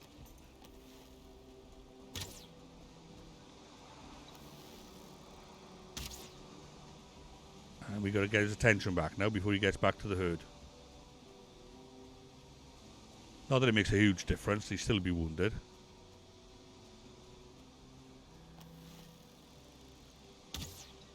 Well, this is my what I got for like university work.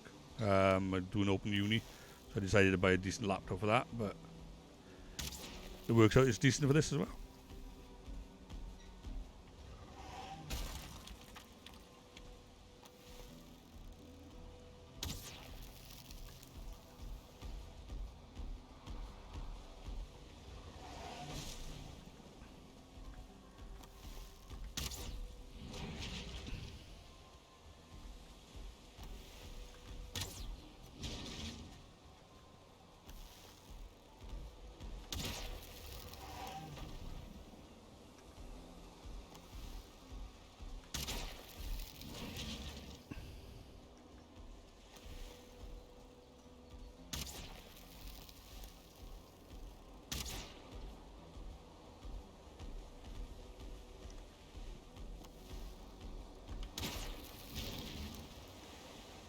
Now, the reason why I want to kill this is I want to get some more meat off it, but I also want to get the skin off it, so I can make another rug, which will then give me another bonus.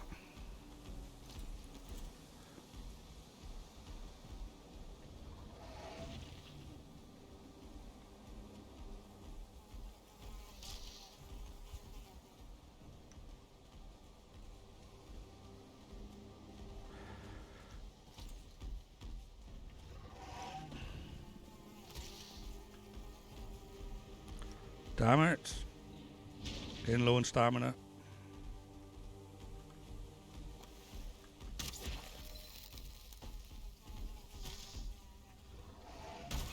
That mosquito's not helping.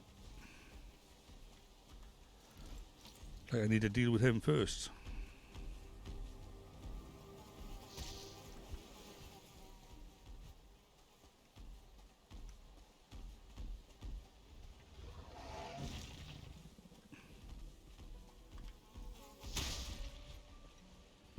Okay, at least I got rid of him.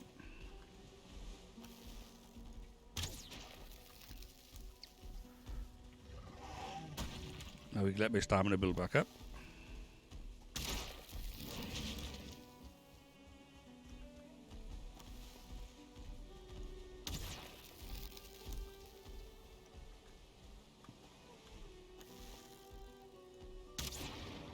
There we got him. Poor thing. I didn't want to kill you, honestly. I didn't.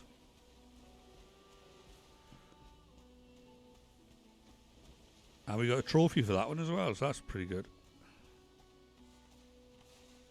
So, as there was something to hang on the wall.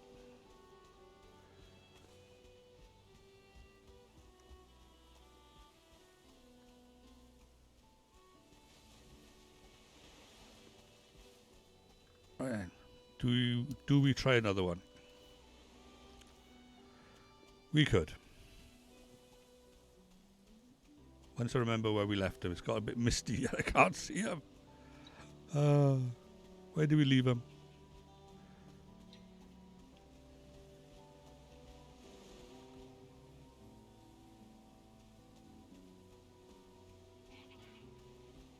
I can hear goblins.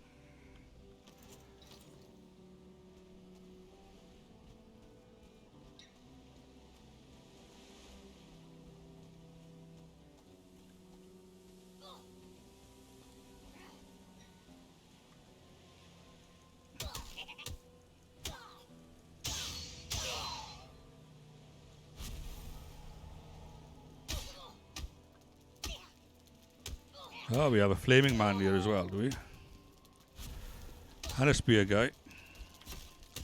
Okay, this might not go so good for us, but we'll try. Okay, let's run. And I died.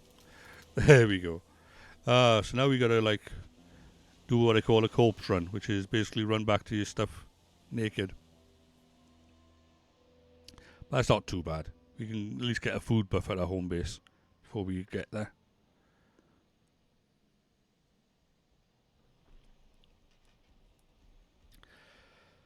Right then, so which one are we in?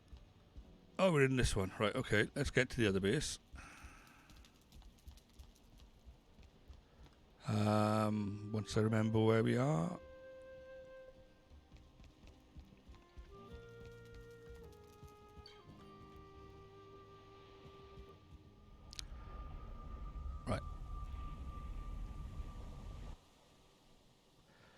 Yeah, the furlings also do fire damage. That guy with the branding torch, we can start making potions of fire resistance, which will help us.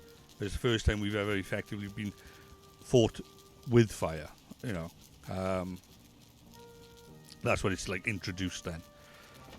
Right, so let's just quickly grab some sort of basic foods just to get us going. One of them.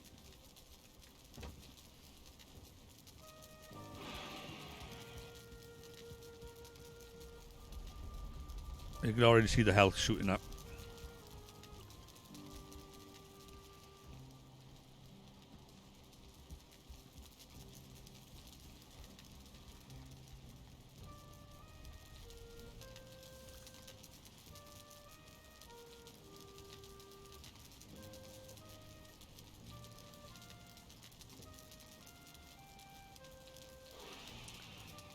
Luckily, it does show a little skeleton, skull and crossbones on the map where your body is, so you can easily find it.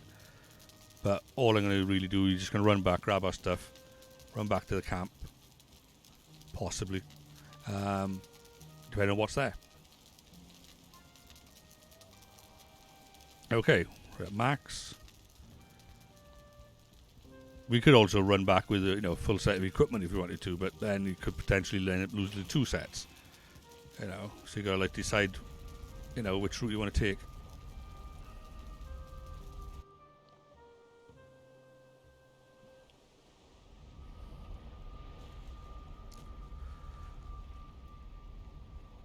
And we still got 8 minutes left of our buff, so that's good.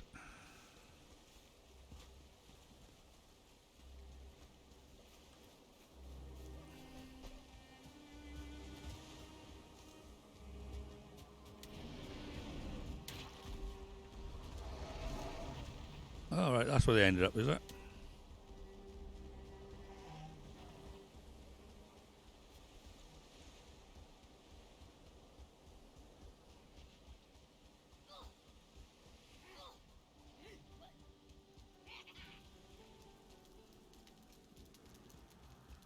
Right, this might be an interesting situation then.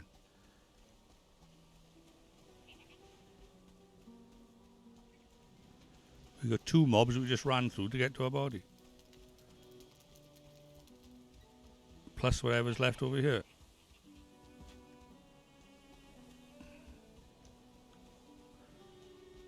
Right, so let's quickly grab our stuff. And now we got all those lovely mobs over there now, which we need to run from.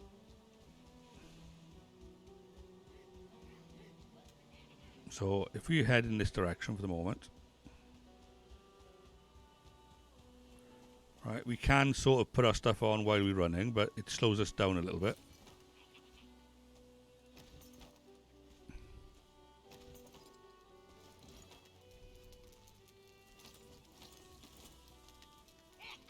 But at least now we could possibly take on 1 or 2 of them if they intend on annoying us.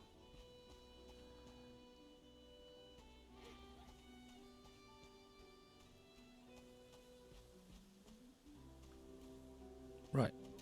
Now there's a bit of a fight going on over by here with some of those mobs. So if we head in that direction, we might be able to help one side win over the other and then kill the other side as well.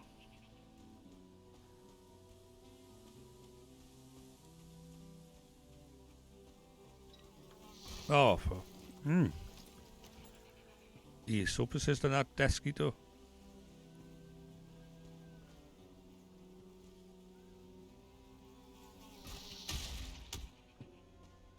And that's how you correctly fight them.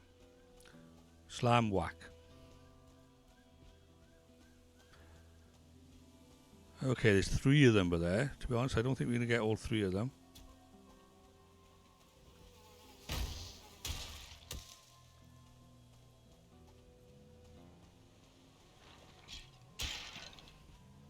Skeletons are like 2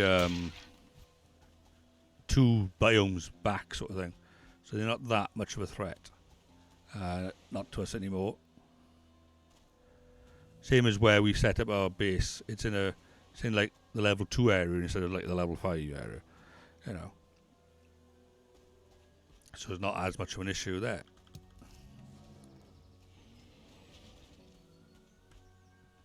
But I am still tempted to try and take one of these on.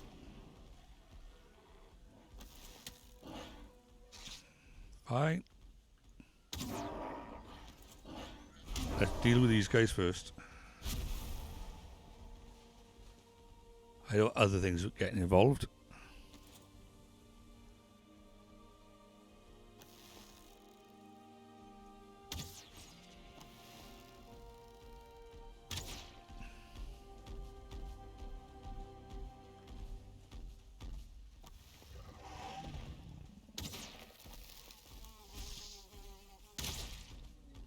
Did I actually kill him? I killed the Deskito with my arrow.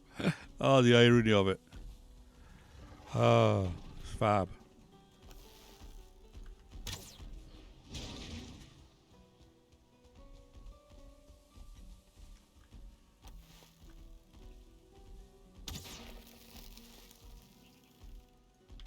I can hear a goblin.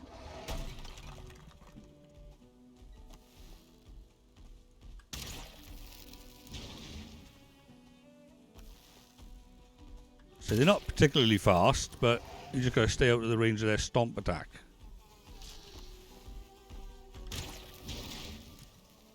Or you'll get hurt.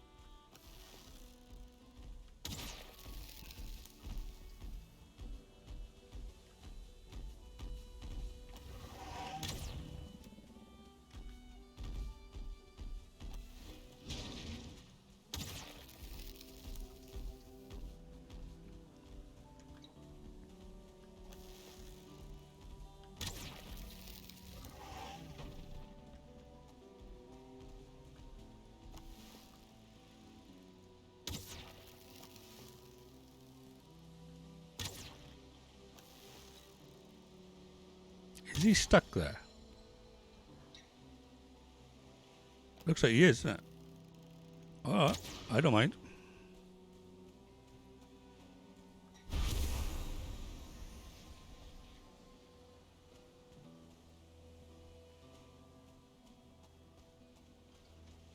Here we go.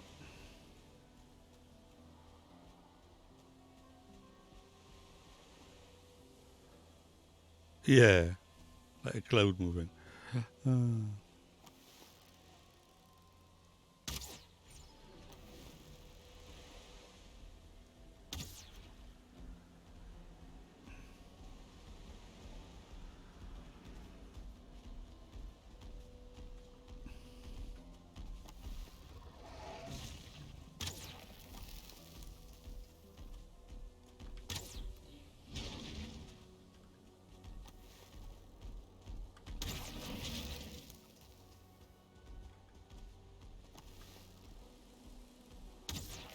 With these bows, you've got to aim the way the mechanics work. You've got to aim like above the target generally. And he's such a large target, he'd be like hitting the side of a barn, really, you know. I'm way too close.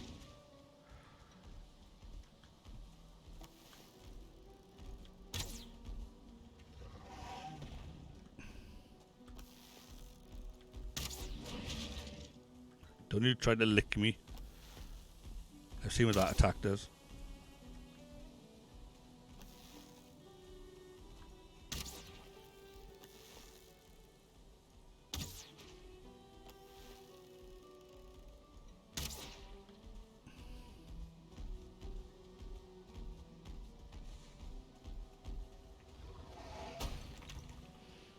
Let's our stamina build up a little bit.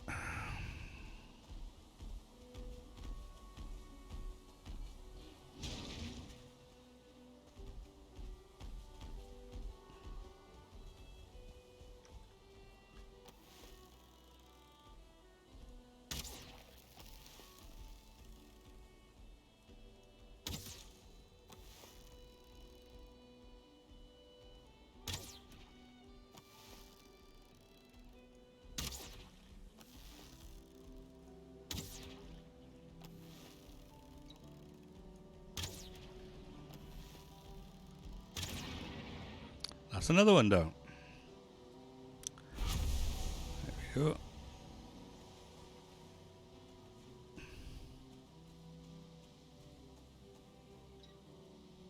Okay, so what are we hitting now? Alright. Shall we try for the last one?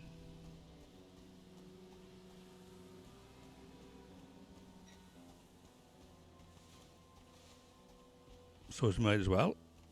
It would be only unfair to leave him out of the fun. You know?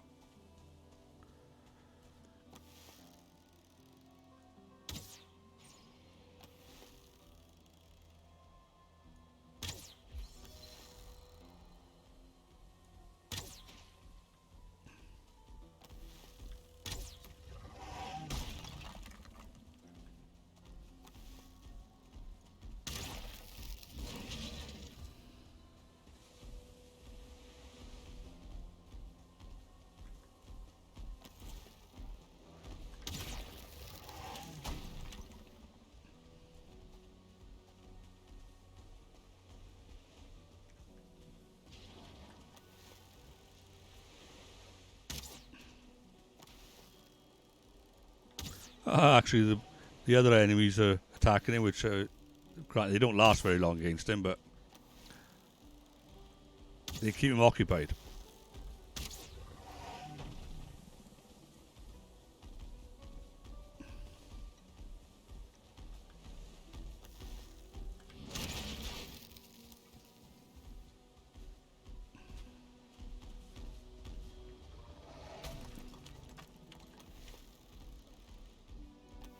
Right, we've got no stamina now, so let's quietly just build up our stamina. Or maybe not. Not with him chasing behind me.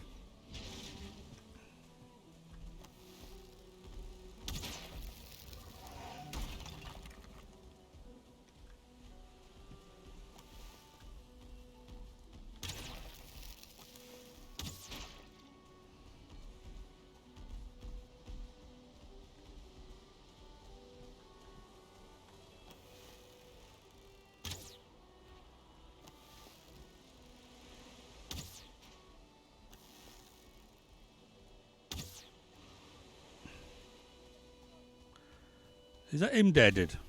Yep, it is.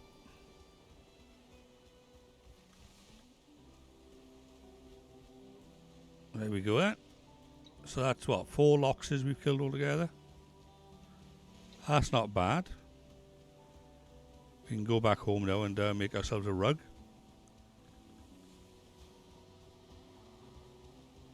And we can make ourselves better food out of that meat. We can make lox pie.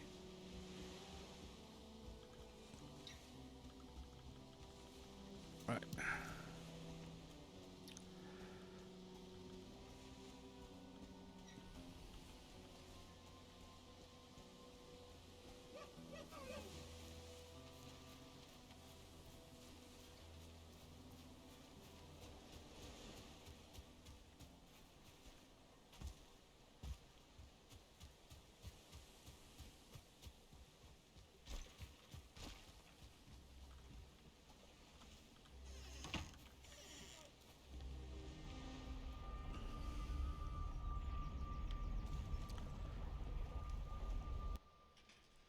Okay, right. I'm going to have a BRB moment, right? Quick toilet break, basically. So bear with us. I'll just do this thing on here, and I'll be right back. Okay.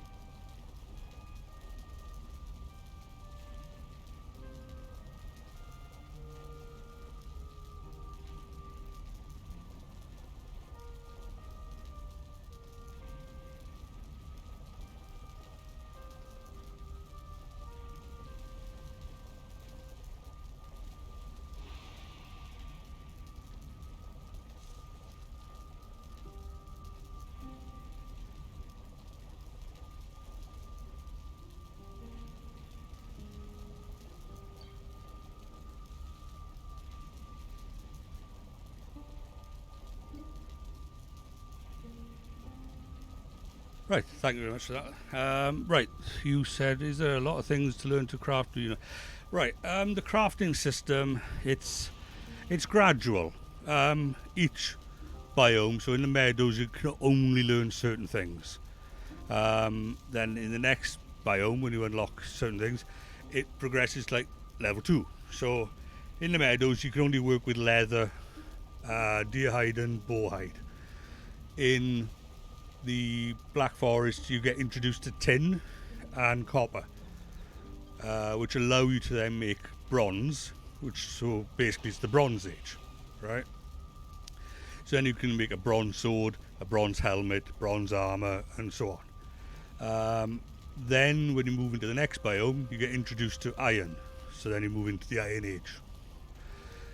So each level adds extra details of skills.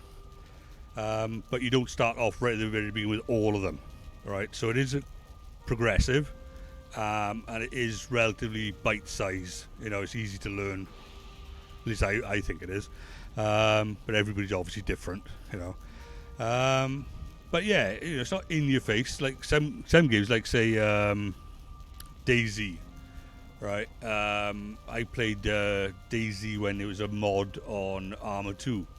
Right, now Arma 2 is basically full modern combat, and to understand everything that was like thrown at you all in the first go is like, very confusing. And same with like say games like World of Warcraft. If we were to jump into it now,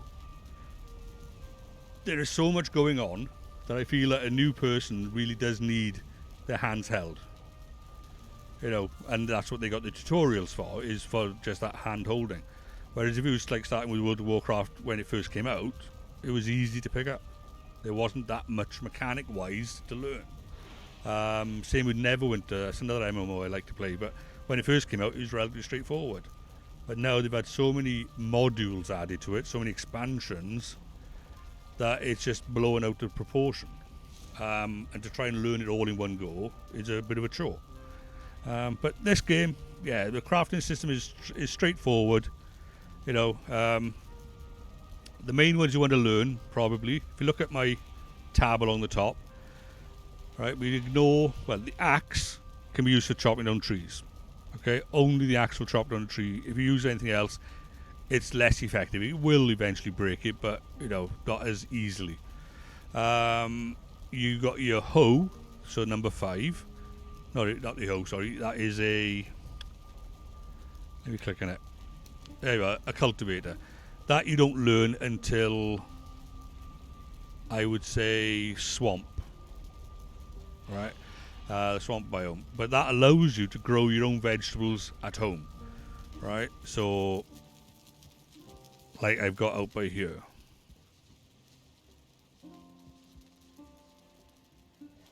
Oh yeah, there is plenty to learn, but it is progressive.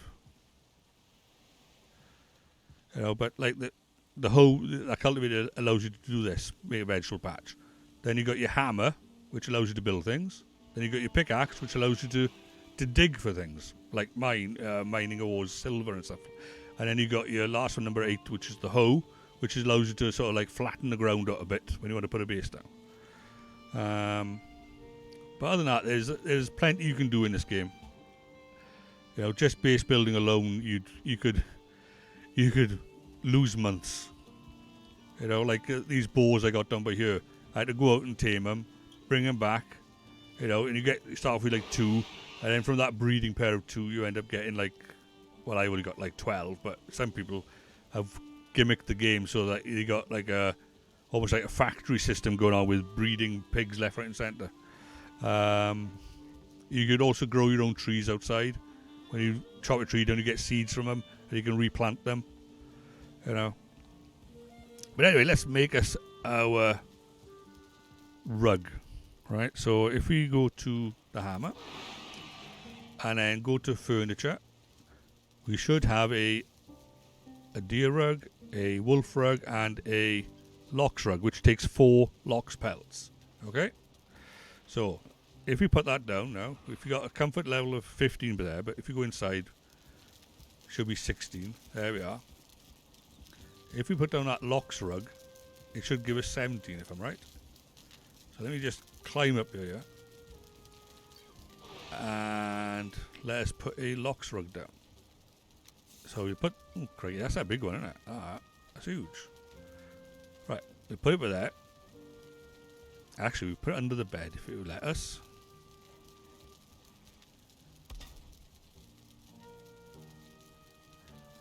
Or we could put it over the bed. That's a bit right, fair enough. Let's try and claim that back.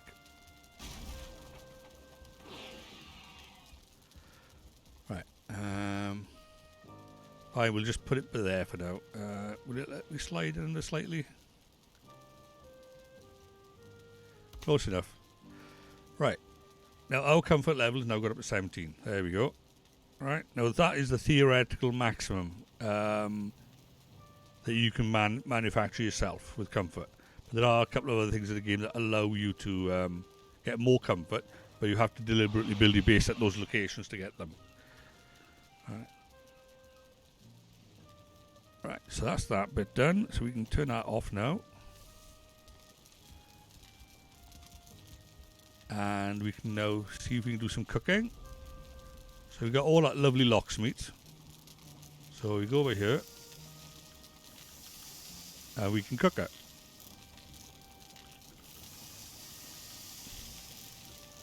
Okay, so we got basically 2 on every spit, I think. Right, I think we got something on every spit there.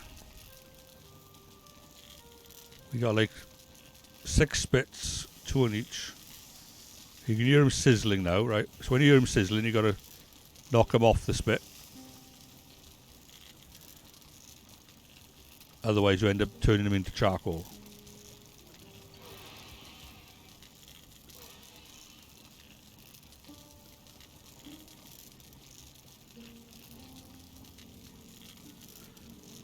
So that once we cook the lox meat, we can then make lox pie, or we can eat it as it is.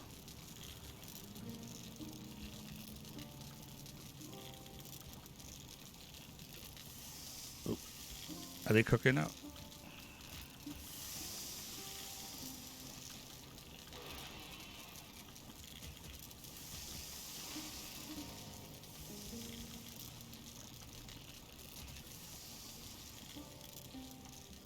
Crikey, come back here, you.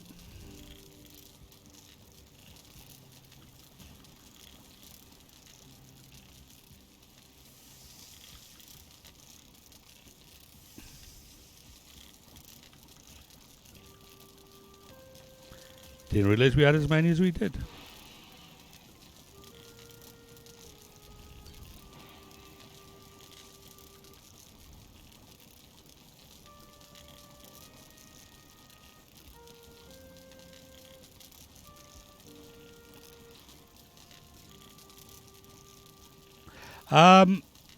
It depends on what your morals are, to be honest with you, real. There are like exploits you can use, or should we say strategies. But I would say offhand,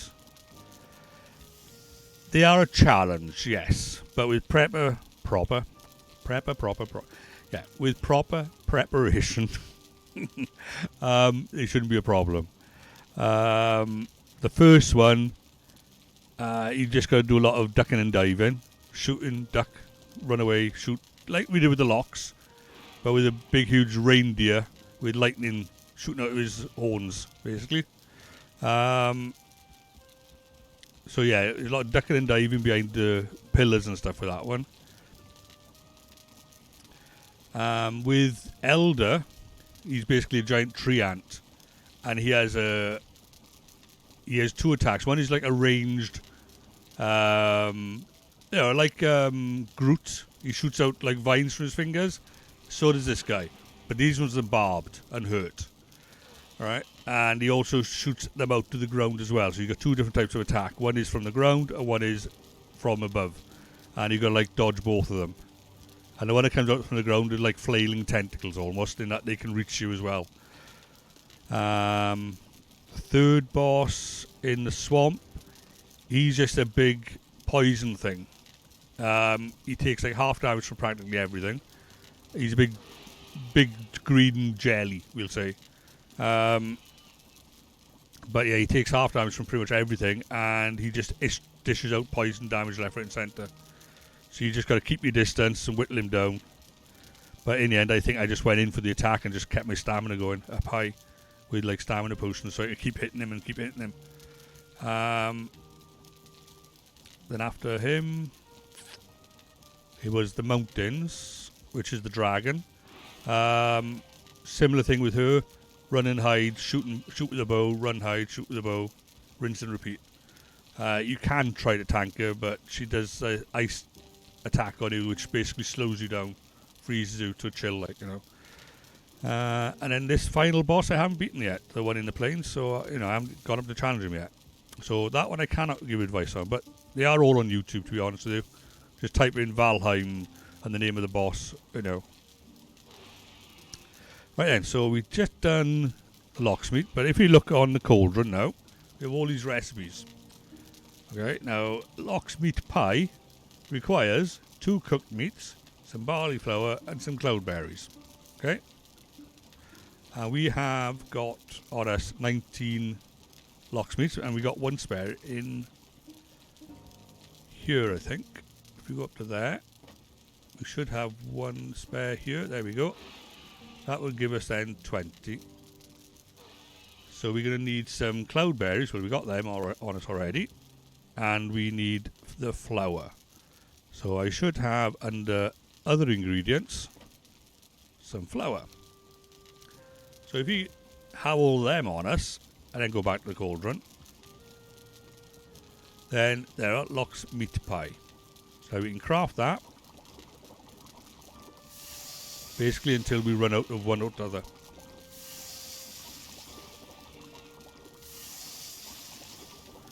But this locksmith pie, I think, is pretty much end game food now. At least for this biome. In further expansions, they plan on making harder places again, like, you know. Okay, we need more barley for the last 3. Right, okay.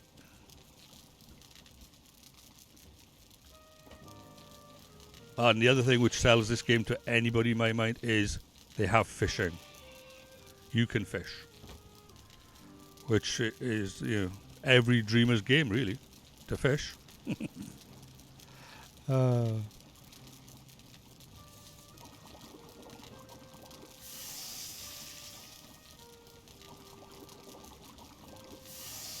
that last of the lox pies. Right, so if we hover over the lox pie, you can see that it says stamina 80, health 80, duration 2,400 seconds, and a 4 hit point tick. So that means is if you lose health, it will give you 4 hit points back every tick until the duration expires. Right? But a maximum bonus it'll give you is 80 health and 80 stamina. Right, now 80 stamina is really, really good. And also the 80 health is good as well. So I tend to reserve that for when I do that big fight. Right, so let's put that up to there. Let's grab that lovely lox pie. There we are. So we had some that we made previously, but now we got like 12 of them, which is amazing now. Let's put that back down by there and put that down by there.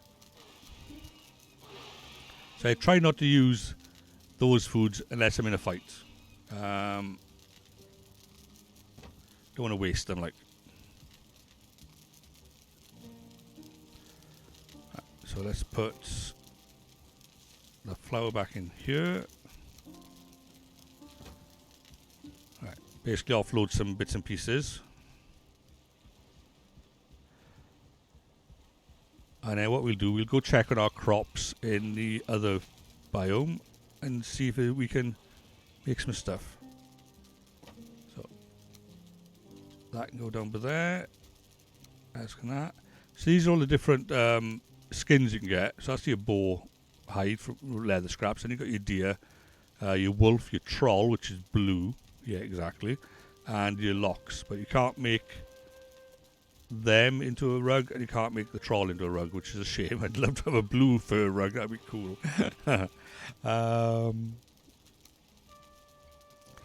These bones in early game are used for reinforcing armor, which you get them from skeletons and such like. These needles are like you can use to make end game arrows. Right. Right, so that's that bit. Right, wood. Right. Wood is needed for pretty much everything in this game.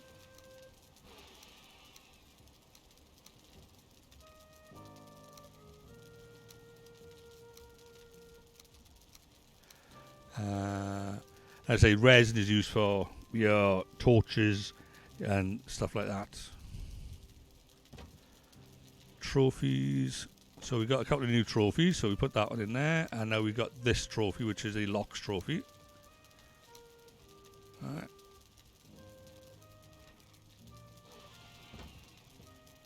Eyes and cores, there we are. Right. We'll put them in there. Oh, we still got amber, so that needs to go in there. Wood.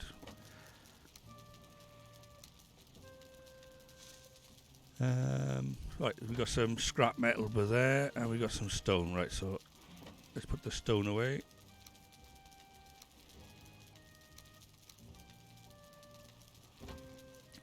And let's go put that metal in the furnace.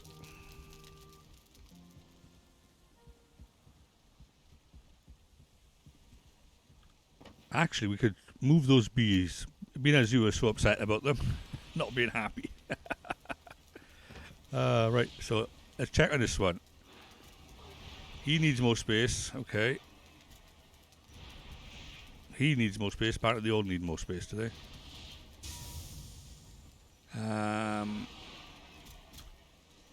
He needs more space. Why do they all need more space all of a sudden? And he needs more space. Fair enough. So, where can we put them? I suppose we could potentially put them over here. In our little garden. Trying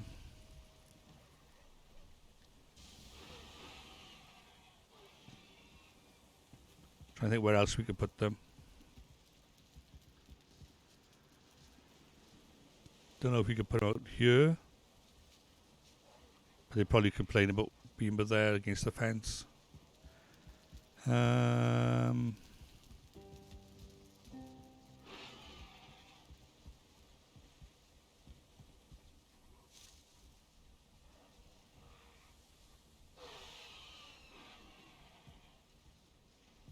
Okay, let's try it this way around. Right. First of all, let's move my cart out the way. I know I'm not in the right place. Right then.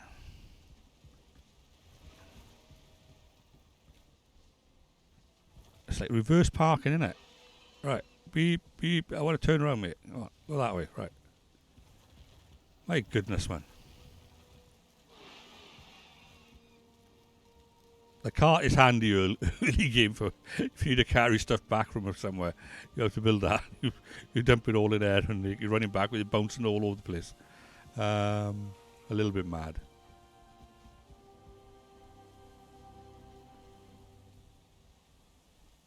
Right, so if we can move that...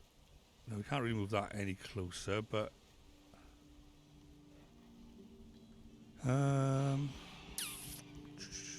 push him out of the way. We need to somehow move him down a smidgen, if it'll let us. Right, so let's start off with grabbing everything that's in here. It will complain to us.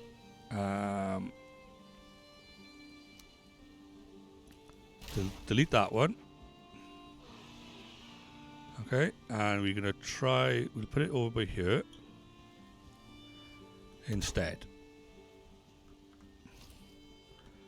And let's put all that stuff back in there.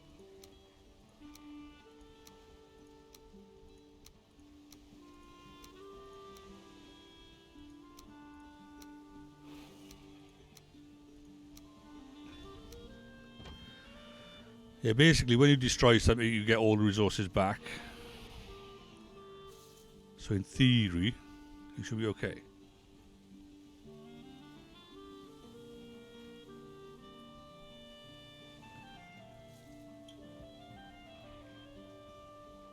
What I'm trying to work out is how much closer I can move these objects. Like if I can move that down a little bit more, it might make the difference without needing to move them. Right, so let's destroy this.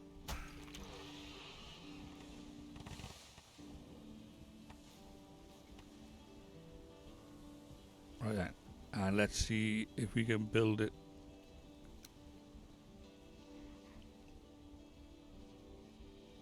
Any closer.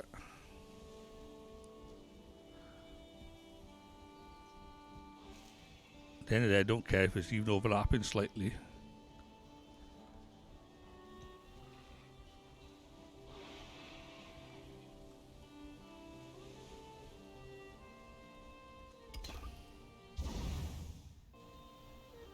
Right then, so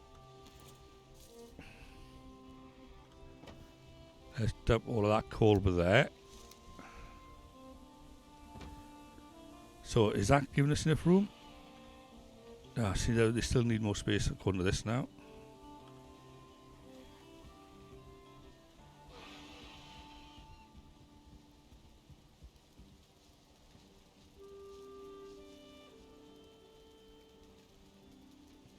But which way do they need more space?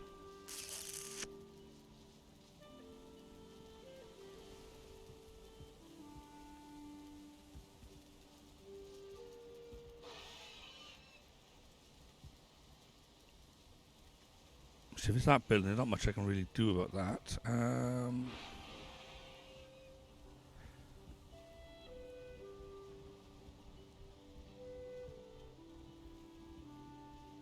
Okay, let's try that then. So I want first of all that. Get rid of that. Right. So let's get rid of that one. And that one. And that.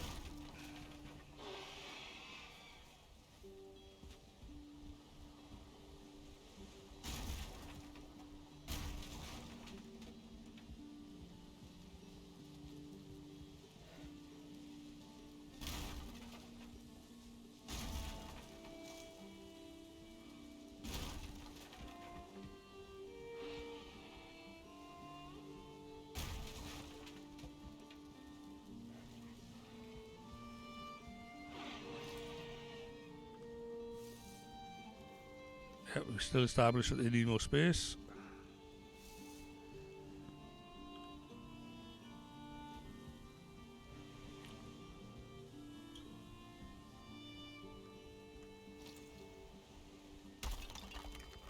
I thought I was going to go because I can.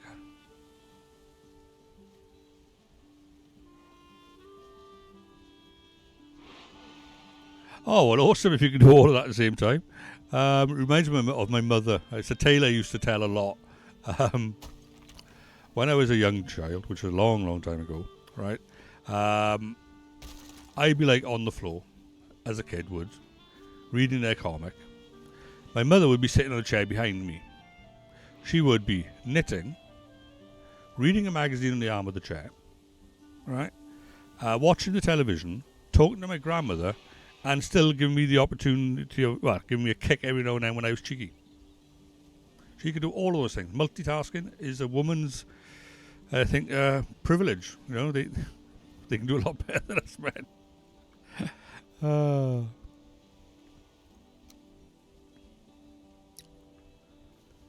But then nowadays, I think we also get a lot of. I know it sounds daft. It feels like we also get bored more easily nowadays, though. Even me, you know, and I'm like in my 50s, and if I go downstairs now and I put a film on, instead of playing this game, which will like inspire me and keep my mind going and whatnot, if I go downstairs and put a film on, halfway through the film I'll be snoring because I'm not actively engaging myself. If that makes sense.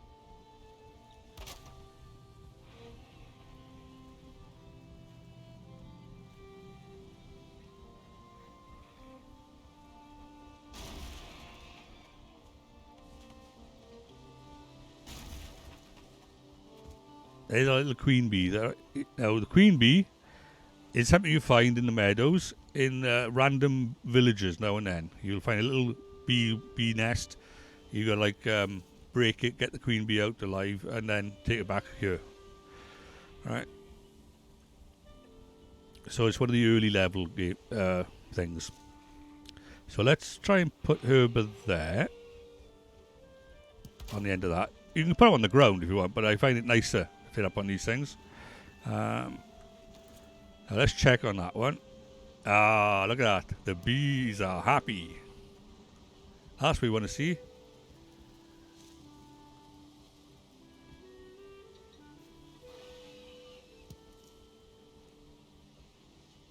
The conversations can be fun. I don't know necessarily your feelings on some of the videos that are on there. Let's just say some of the videos are geared towards attracting viewers in possibly the worst possible way. But that's my personal opinion, not that of Twitch.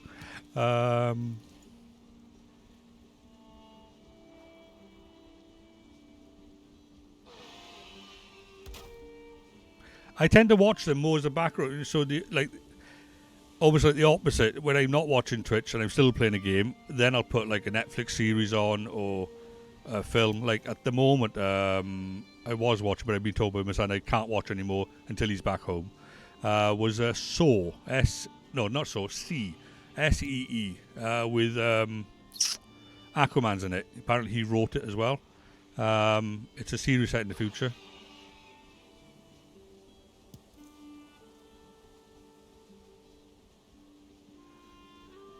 All right, the conversations, yeah.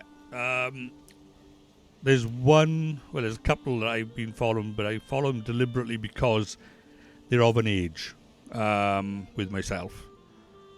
And they sort of like have this very much laid back, approach and, well, we'll play the game.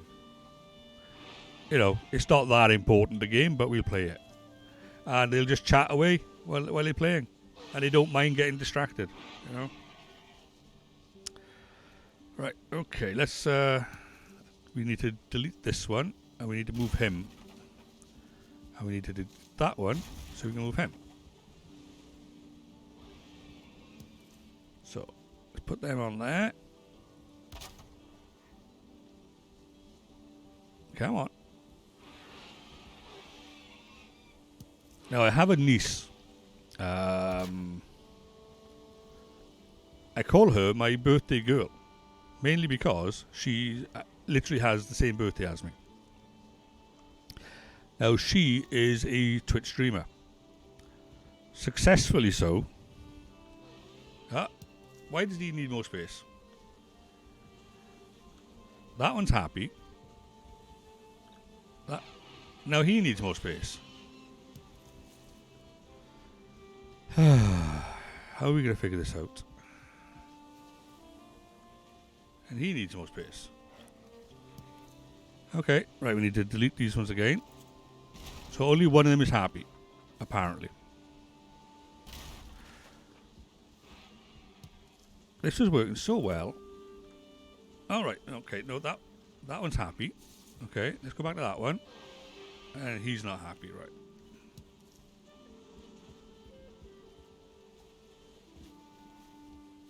So the question is, why is he not happy but there?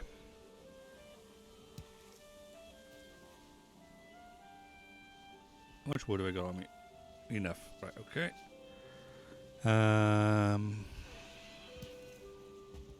No, we might need a bit more wood. Yeah, but anyway, she's a Twitch streamer, successfully so, to the point that she moved to Sweden, where she basically does all her stuff there now.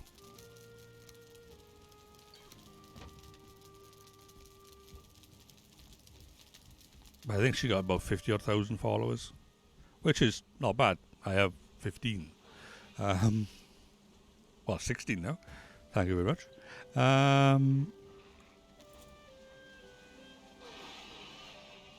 Right, if we put that by there, I'm wondering if just moving it one peg over might make the difference. Or whether being too close to the wall that side might make it worse. In which case we might have to move down that way. We'll figure it out. That's what all these pegs are for.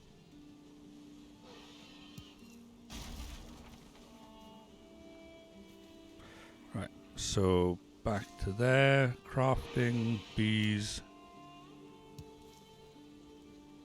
I think she got 50. I'd have to check. And she'll have about, or maybe 15. I know. I'll have to check. But she gets about, I'd say 80 odd people watching at any one time.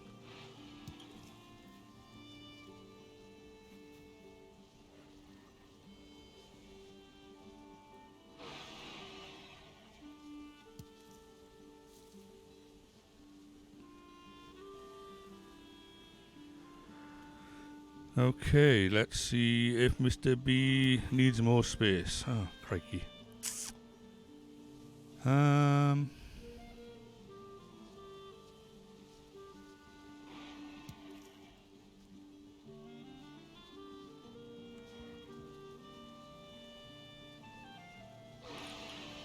Okay, let's put one by here and see what that does.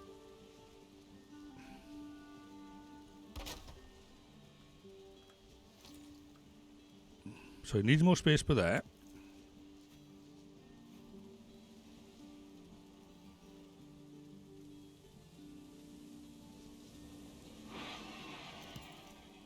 I'm gonna end up with so many bits of wood on this floor now.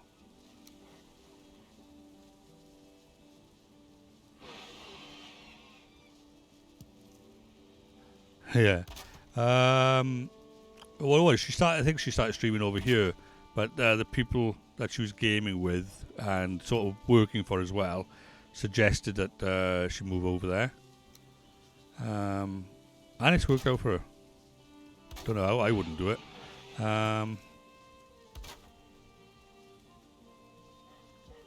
Right, so we got this lovely little rack going on by here now, right? So we can figure out,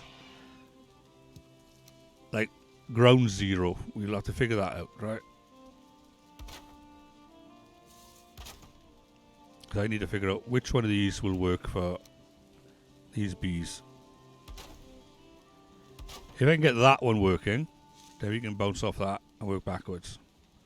Alright, so let's drop that one down. These bees will be really annoyed with me now.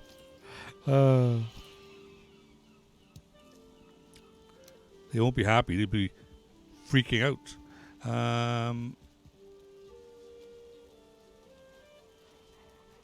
So let's try. Oh.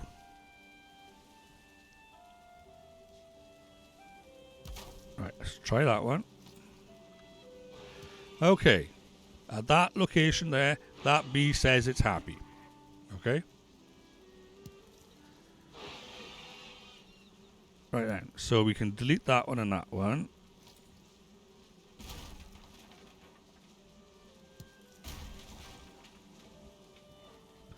So if we now put a timber down off that one, and if you put a vertical on there, now by my reasoning, hopefully, that one might say it's happy. Or it might be too close to that wall there. I don't know. Alright, well, let's find out.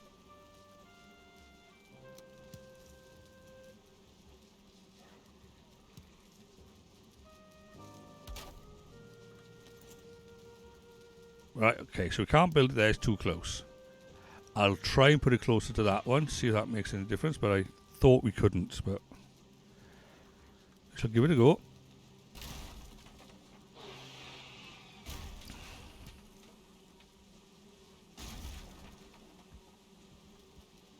I don't know how close you can really put these things together. So building again. Let's try that one more time then. So there. And there. This is the scientific stuff. We could do this for hours, isn't it? Yeah, for her it worked out.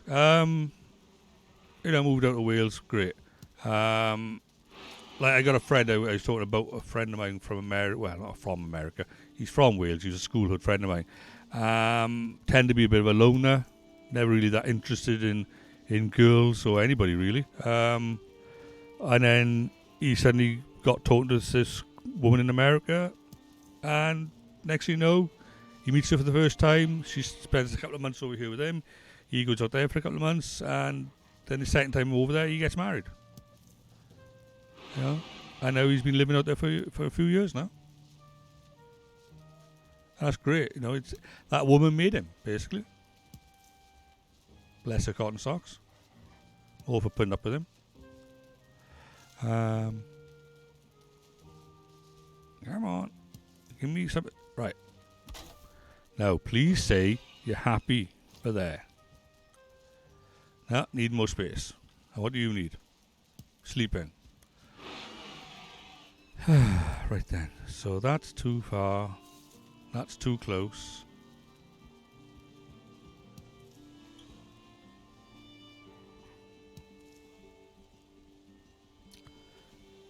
So the only one of these that we got working at the moment is... No, not that one. It's this one.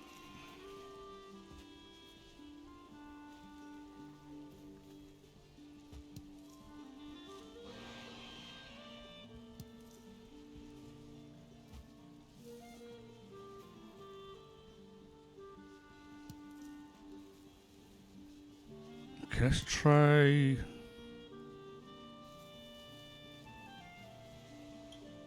Alright, let's try that then. Delete that one.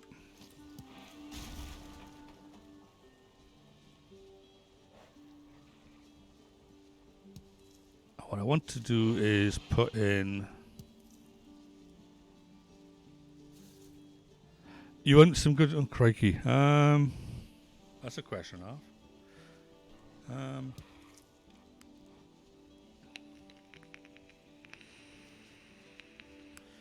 You really got me thinking now. I can tell you the tale of my name. I don't know if you've heard of that one before. Oh. My nickname, that is Kilveyshaman. I don't know if it's a good story. I like it, but it doesn't mean everybody else does.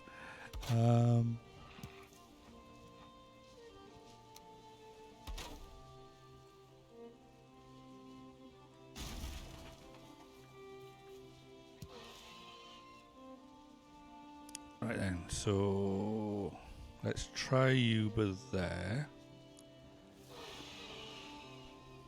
Come to me, Mr. B. Come on. Oh. Okay. Seriously? Why do you need more space? Right. Okay, I'm moving them completely over to the vegetable patch. I was trying not to, but that's failed. So they're going over here in the vegetable patch. I just have to try and figure out exactly where I want to put them.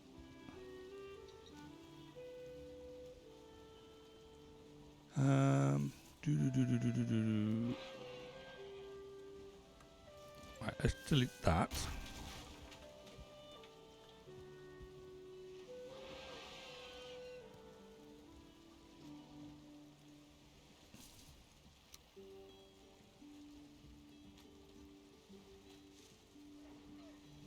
Now, there should be no reason why they shouldn't work spot on by here. Because this was the like exact size I had before.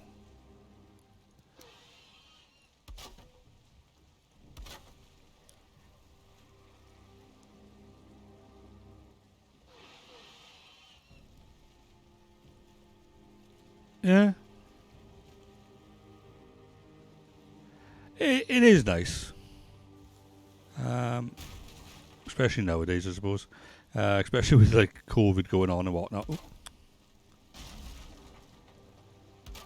Like at the moment, I'm dealing with some health issues. I'm having to reevaluate my diet big time. last Christmas week exactly, I had an eye test done, and as a result of the eye test, and thank goodness the woman, told me this, the optician said you need to get your blood checked. All right, so I ignored her, as you do. And I told my girlfriend, I was having an eye test done and blah, blah, blah, blah. And my girlfriend said, well, go get it checked then. All right, I will. So I went and got my blood checked. End result of a blood pressure check. I had my blood pressure was 185 over 128, which is like hyper something blood pressure. I was under a lot of stress at the time with my job because I was working from home. The only staff member, there was the manager and me. That was it. And it was an IT job, and although it paid well, it was very, very intense. So I packed in the job. As well as the blood pressure, I discovered that I was in the early stages of diabetes, in that I was on the threshold. And high cholesterol, but that's all my fault, basically. 5 years ago I was 13 stone. I have had trouble with my weight all through my life. Bouncing from 22 down to 13, down to 10, up to 20, down to 18, and so on. But I was 13 stone about 5 years ago doing 10k fun run. And now I'm 22 stone. So it doesn't help, obviously. But I had a more recent blood pressure, not blood pressure test, I had a more recent blood sugar test, and it's gone up. So instead of me being borderline, I'm at the point now where the doctors really would like me to start taking tablets. Or sort my diet out. So I'm going with the options to try and sort my diet out, but that really has to have your head in the right mindset. And that's where I'm having trouble with, getting my head in the right mindset. So there's a sad story for you now, to make up for the two nice ones, okay? Let's just hope these bees are happy now. Oh, come on.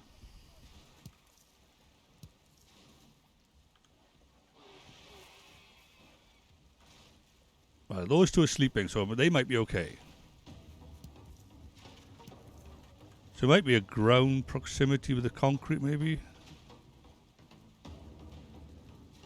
Let's try that. If that's what it is, it's going to be oh, come on, seriously? Was that all it was?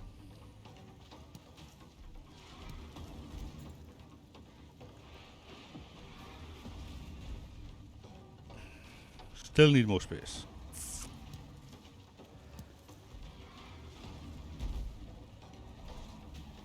Well, the point is, if I didn't listen, I wouldn't know about it, and I'd just probably make myself even worse. At least I can do something active about it. But I need to do that. And that's the thing. It's down to me. It's under my control. But really, we need to figure out these bees. I had them perfectly over there.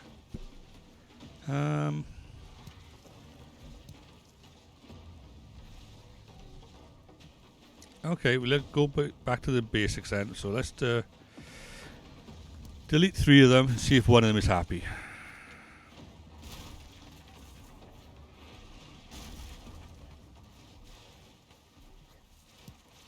Right, so we just got the one bee. I assume that if they're sleeping that they're happy, because it said they're not happy otherwise.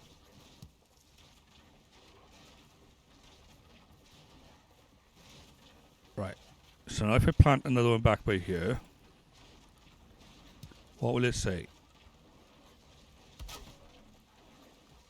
Will it say it needs more space?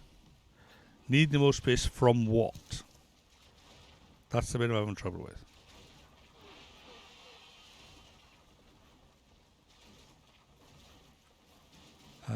More space from each other.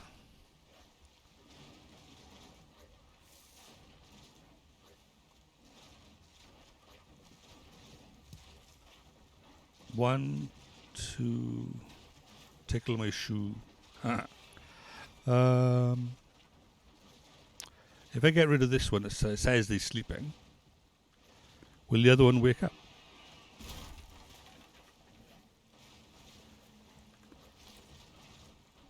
Right, so that one says it needs more space, so let's delete it. And now this on its own, and put it back. Right, okay, so that, for whatever reason, for anything else, is too close to something.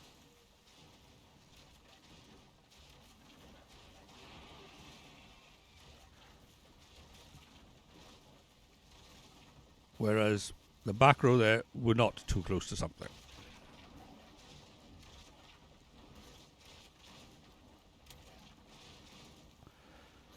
So, do we need to build it like in the middle? 1, 2, 3. Okay, let's try that then.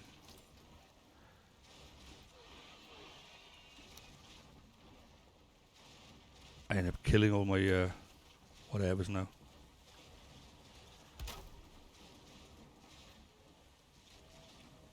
If I build it by here,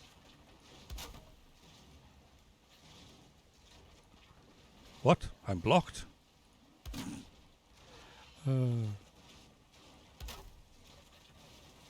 Right, there we go.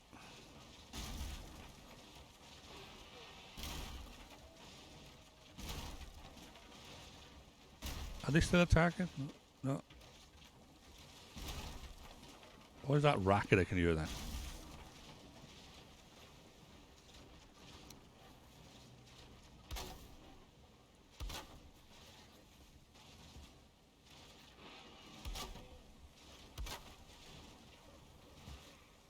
Did I leave the door open or something? No. Right then, so with that there, let's see if we can get some smiles on these bees.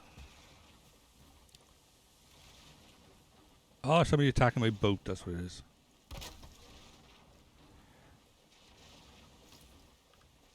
Okay, sleeping is okay. Sleeping is okay, right?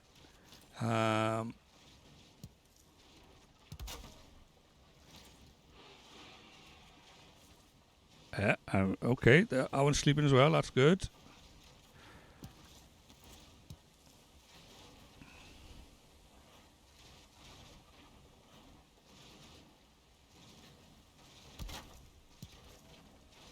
And we're going to need to delete this one. And put it by here. Come on. Oh, yeah. Right, so let's check on them. If they all say sleeping, then we're okay.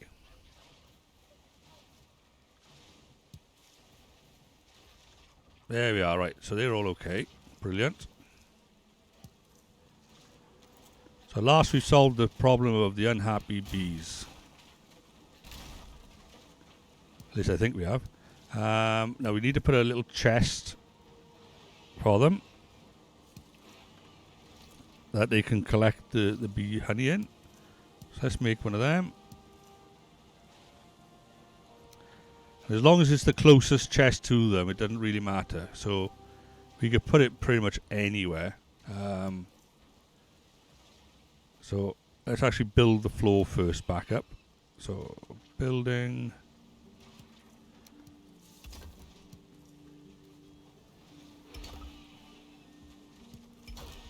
Okay, and a bit of that again. Make our garden look pretty. And then we can put the chest just out by here, rather than take up space for that.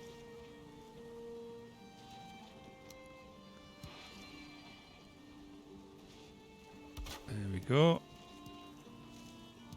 And a little sign.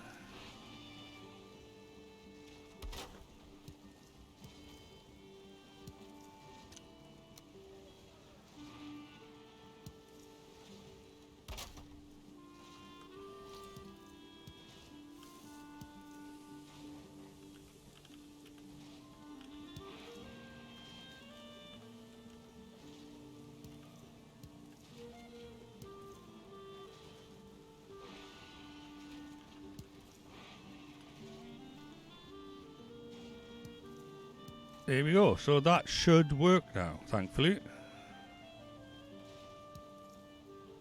But it does now give us this open space over this side, doesn't it? We could actually use that for something else. Looks like something. I don't know if you've ever seen the film Golden Child with Eddie Murphy. There's a scene in it where he's got a glass of water. He has to jump from pillar to pillar. See, like that, just like that. See. I spilled a glass of water there.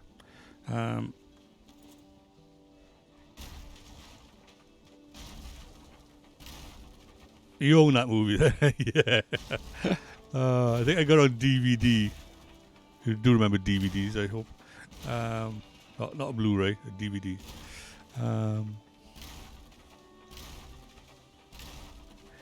It was basically just a slightly different spin on Beverly Hills Cop, really. But it was enjoyable. Oh, you remember VHS? All right, okay. Betamax and VHS. Eh? The wars between those two. And then that progressed then with CDI and Philips CD and a couple other things then after that. Because films came out on video CD format for a bit, didn't they? Very briefly.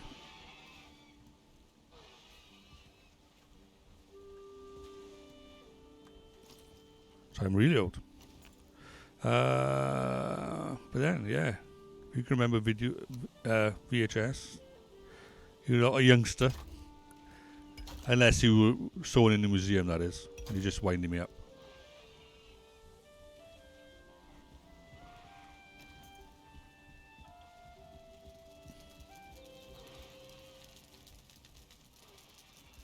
Yeah, it was amusing with my mother. She remembered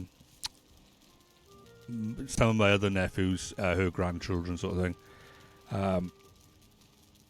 Learning history in school.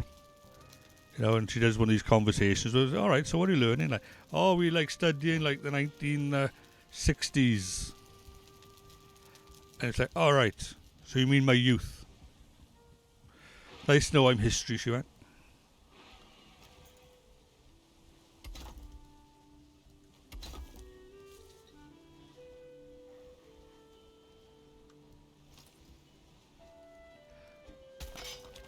Now, my mother, oh,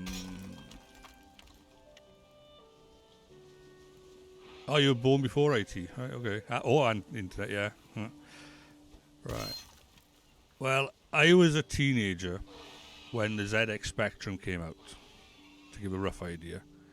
Right, my mother bought me a 16K ZX Spectrum for my birthday. She had to really work for that. It cost her a right pretty penny at the time. But anyway, my mother. My mother is very cheeky, right? Very tongue-in-cheek. My other brother, or one of my other brothers, can't cope with when my mother's a little bit rude, right? He can't process it. Whereas I worked with my mother in a pub, right? I can process it. But at the same time, I can also be cheeky to her. Like, she'll be talking about something, you know. Like, oh, I've changed my will. I said, what? Have you written my other brother out of it or something? You know, or she'll spend some money on the house and she said, oh, your other brother was complaining that I shouldn't be spending money on the house. And I say, yeah, it's an investment for me later, isn't it? You know, when you pass on, then I get the benefit of that. You know, so improve away. You know, so, yeah, but she understands my humour is very close to hers, so we can be cheeky and not mean it in a harmful way. So there we go. So that's the beehive's dilemma dealt with. I think that was more painful than fighting in the locks, to be honest with you. Isn't it? Right, let's get rid of any spares that we got now. Right, so let's get rid of that stone, put it back over here. I don't want to be carrying that extra weight. Let's get rid of the wood.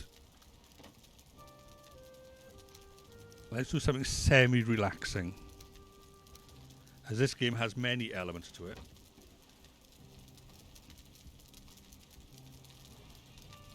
You from the early 80s, are you? Ah, right. I'm pre-1970, we'll say.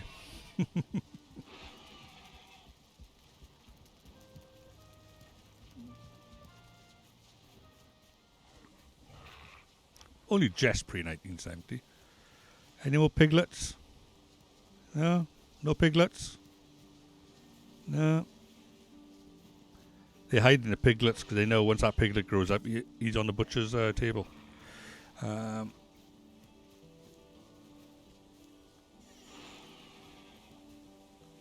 Yeah, now the proper way apparently to breed the pigs is it's a proximity thing with the game, right?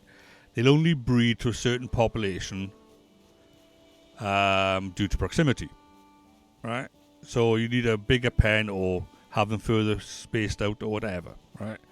So somebody worked out a gimmick where if you stick 2 pigs on a pole up in the air, that breaks that proximity, right? So they create a ramp, put a pen on a pole at the top with a hole in the bottom so that any piglets that are born fall through the hole. Alright? And then they got like a pen below and it's just jam-packed with pigs, but you got these 2 breeding pigs at the top stuck in this box. It's like, oh my goodness. But a few people do that now because it's the quickest and most efficient way to get the meat and the fur and stuff. But it just seems so wrong. It's like worse than battery hens, for crying out loud,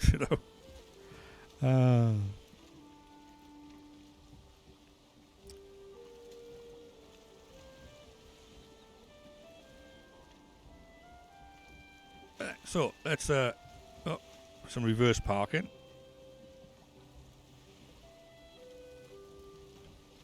Let's see if I can hit that big rock. Oh, I skimmed over it. There we go. Brilliant. Right. We just got to take it out by here a little bit. There, that should be enough. And let's get out the fishing rod.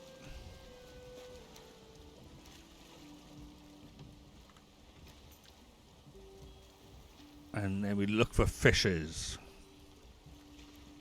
Not fish. Fishes.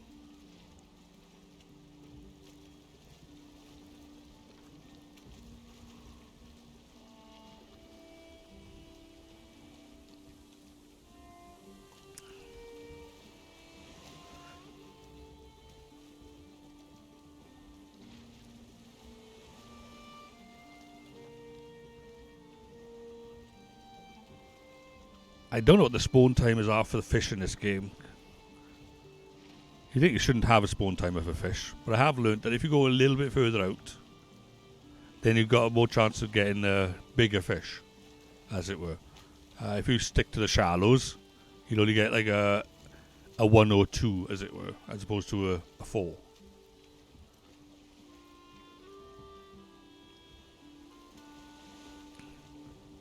Come on, little fishy. No. Okay, fine. Let's sail around to the other side to my dock. So if we're over here, let's go around here. See, I built all that forest there. Oh, built. Just haven't chopped them down yet. But yeah, when you chop down trees, you get seeds off them and you can put the seeds back down. Yeah, we'll just do a little bit of fishing. The main objective was to build a base on the other plains biome, which we've done. So that was, that's my social contract completed, as it were. Everything else is candy. Or in my case, e-nicotine.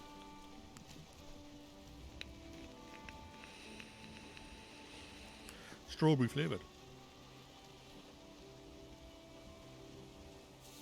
Oh, there's fishies. Cease your swimming. I am here to rescue you from the depths of the water.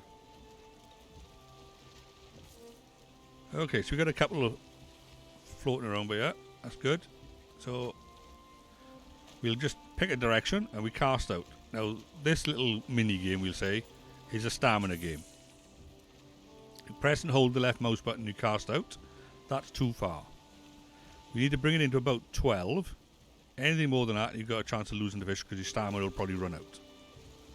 Right? because it's a fight between you and the fish, and, well, in this game everything's about stamina. So there, so 12 to 15 is good. And what you'll find is the fish will try to swim near it and bob. They'll see a little bubble burst when they hit it, like that one. And then the second time they might catch on. Or we can try and pull it in as they're about to bubble burst. Right. There we hooked him. Right, we tapped the right mouse button. We're pulling him in, but you see my stamina's going down. If I don't get him in time, I lost him, see? And that's the gimmick. So what I'll need to do, to be honest with you, is get a little bit of food in me and stop waving that around. And that. Right. That'll help with my stamina as well, then, see? So it'll give me a little bit of a boost. So let's check it out again. Let's bring it into about 12 if we can.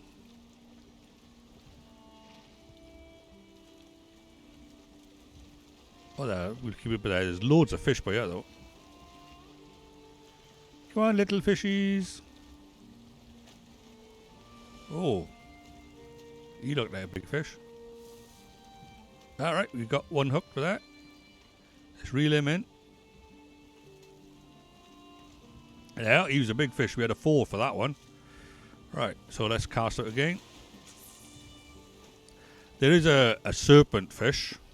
Well, not serpent fish, a serpent. A sea serpent, which is out in the deep sea, which will attack your boat.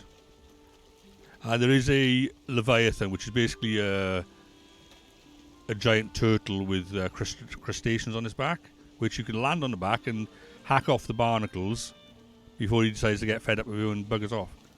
In which case, you're stranded in the middle of the ocean trying to quickly swim to your boat, which is always fun. One of my previous videos, the first time I went to the swamp biome, I took the boat there, and I was on the way. I was jumping onto these leviathans, hacking away at the barnacles. But when you're hacking away with the pickaxe, what happens is your stamina goes down.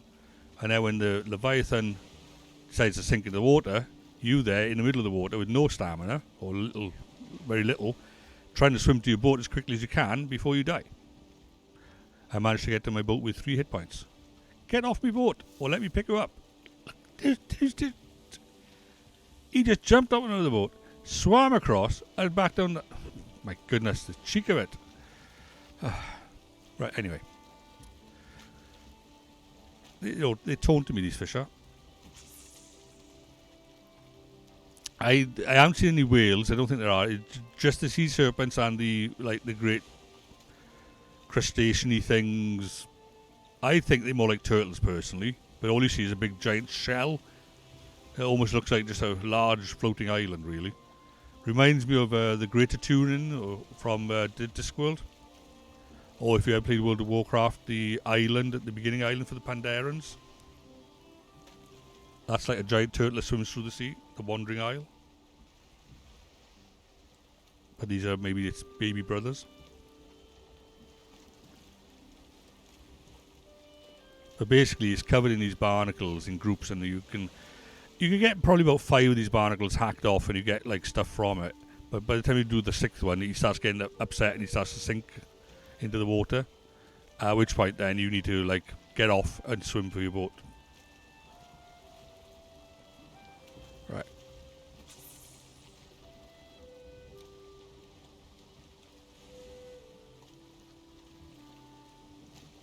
Now, fish is actually one of the nicest meals as well, because you can make that fish wrap. Right. Come on. Oh, that's another 4 there. That's good. So fish wraps are pretty close to the end tier as well. And to be honest with you, you don't need to kill anything for it. You just need to catch some fish and make some flour.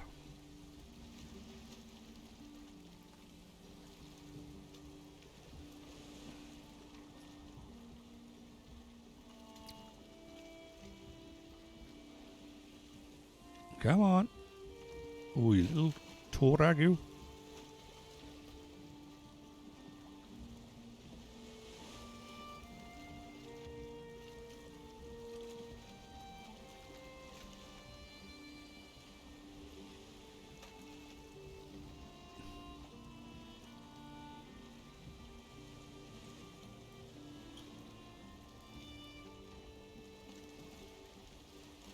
Yeah, we got another one.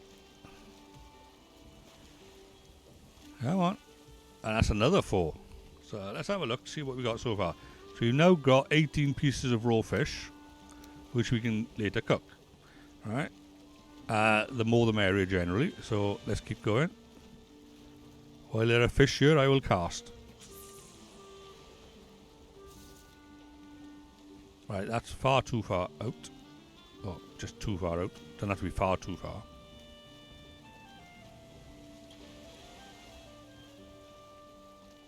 Right, we could probably get away with it but there.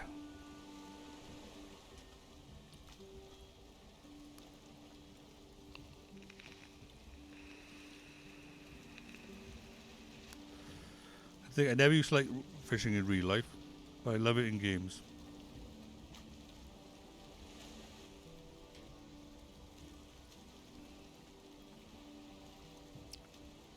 Give me that fish. And that's another 4. Oh, these have been some big fish.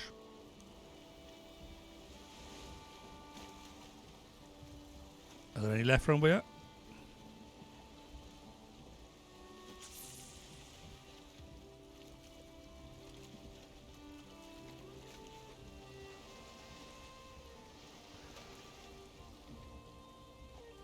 Look at him. He's standing on his head, that fish was.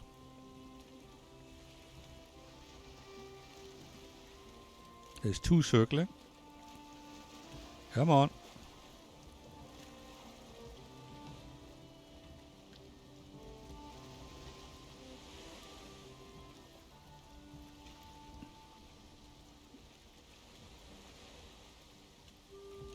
Ah, we got another one. Come on. Is he a big one? He's certainly fighting. Yeah, another big fish.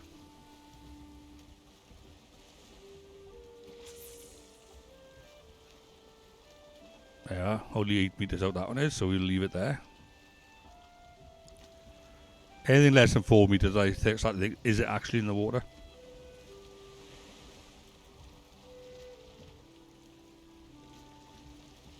Yeah, we got him.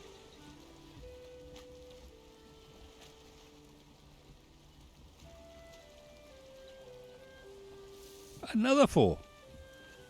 Is it like Sunday fishing or something?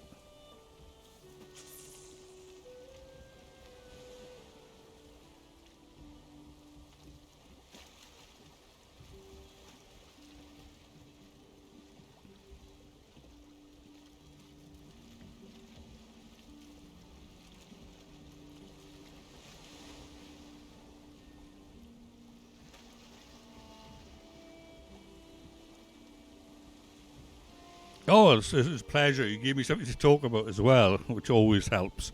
Otherwise, I just have to make up the conversation as I go along. Right? You know what I mean?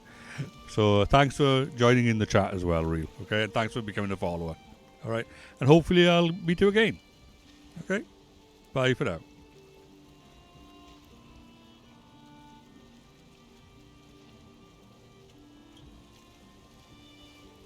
It's a pleasure.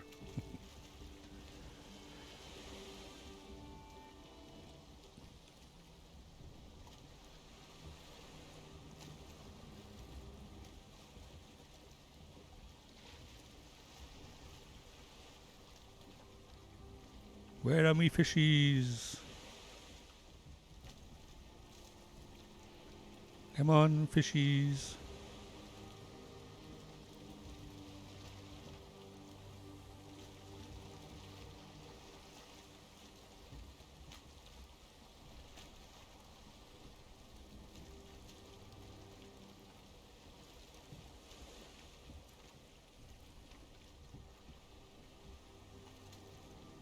It's right there.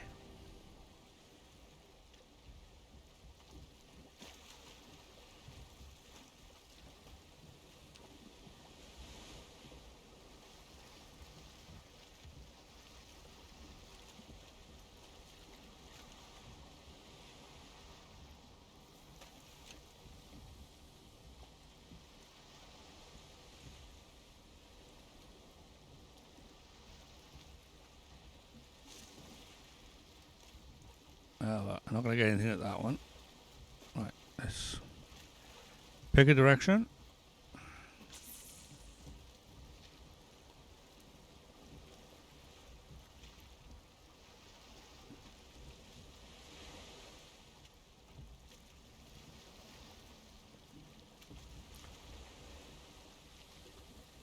Ah, we got it. Come back, yeah, you. Don't lose my stamina.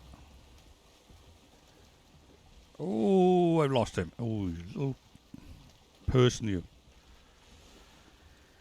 Yeah, we need to eat more of that and more of that.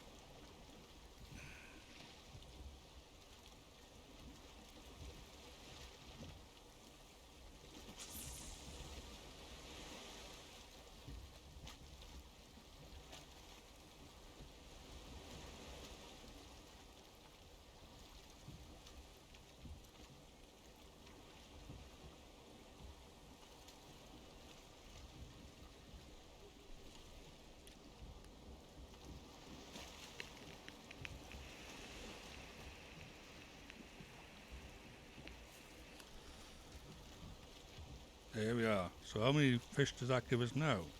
My goodness, we got 34 fish. Do we keep pulling this huge bounty of fish for a little bit longer?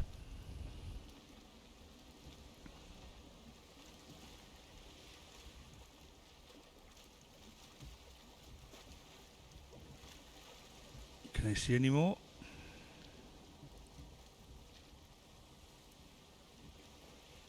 No, can't really make out any more. Okay, let's head back then. Get on to the rudder. The ruddery thing that's by here. Right, and let's turn this thing around.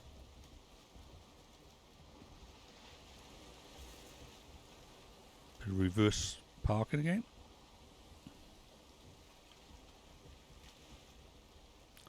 And let's head back over there.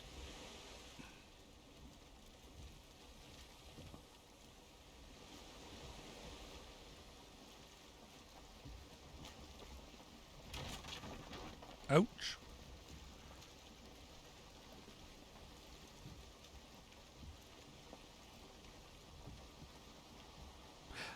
Yeah. Didn't read that bit. Well, today is mostly going to be playing games.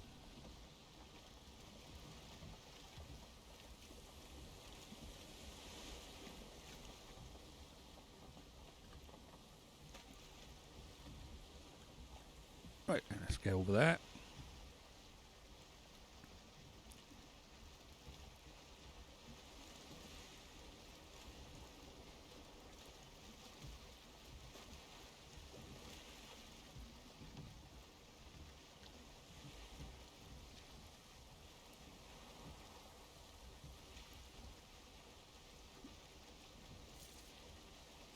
They need to introduce a Welsh coracle, is it?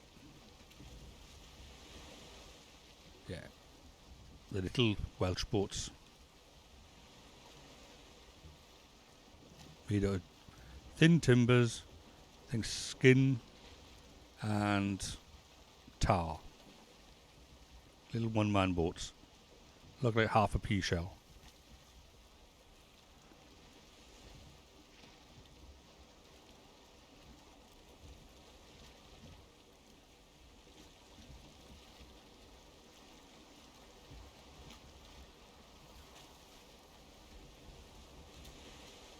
We'll just beach it up on here. And we get off. There we go. So that was our little fishing adventure. So let's take these back and we'll cook them all up.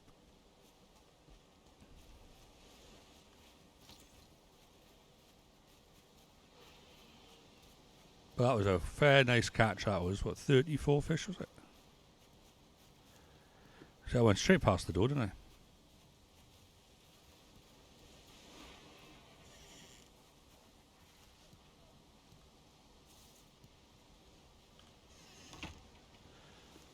Right,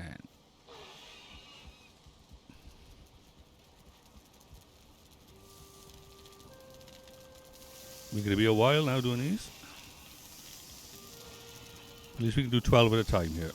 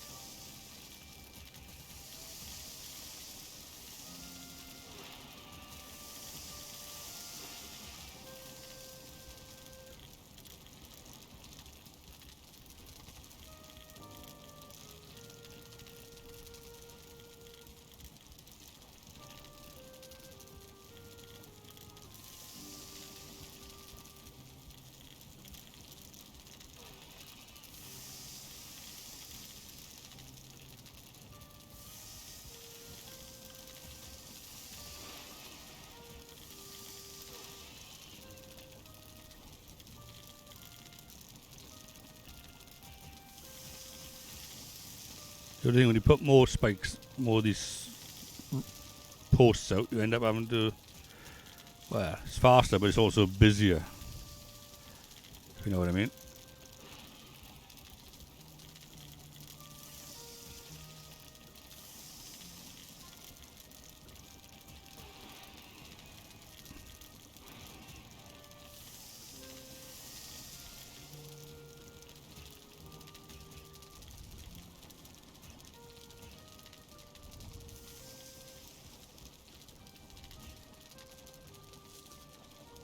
Is that all of them?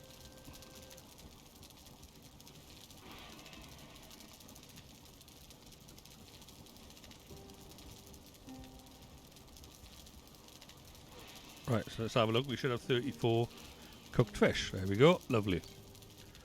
Now let's go get some of our barley, our flour. See how much of that we got. And then we can go back here and we can make fish wraps.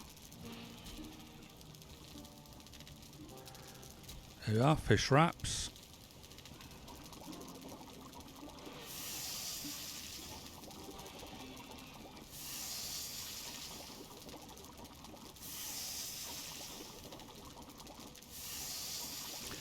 So there's 2 fish per wrap. That's going to be 17.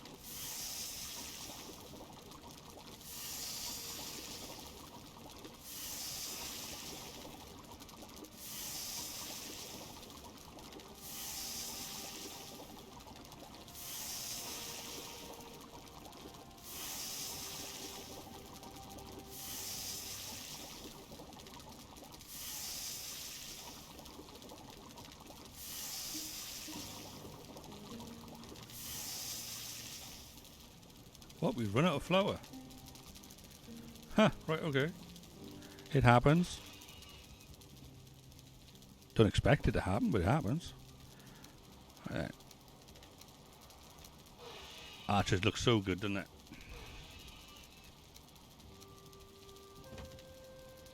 Getting a nice little stockpile going on there now. Let's put the flour back in here.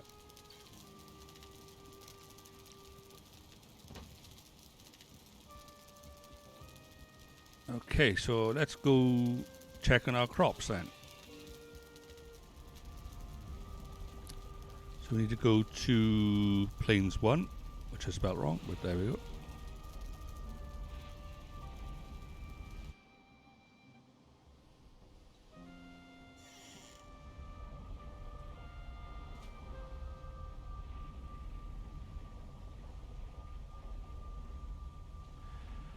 And let's check on our crops.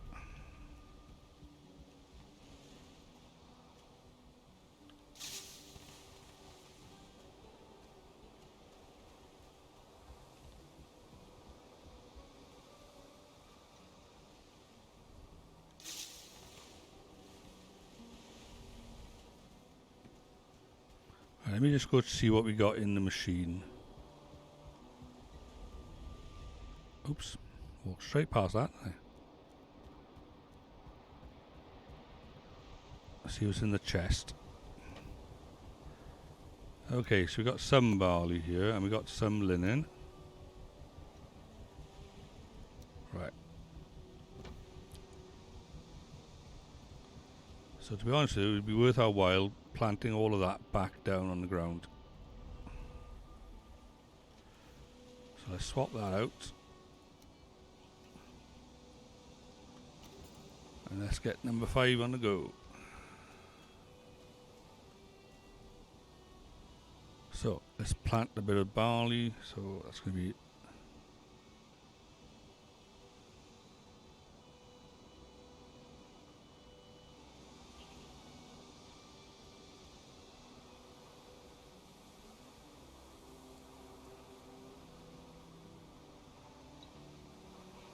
Let's do it this way then.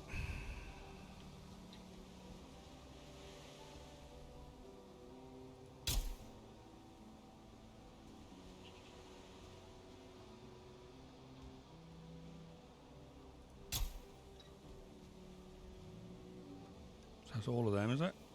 Yeah, okay.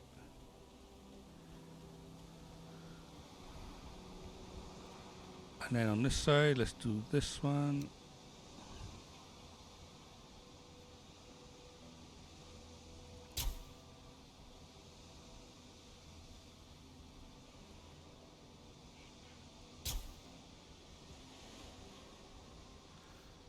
Okay, and that's all we got of that. Right. We need them to grow so we can get even more crops out of them.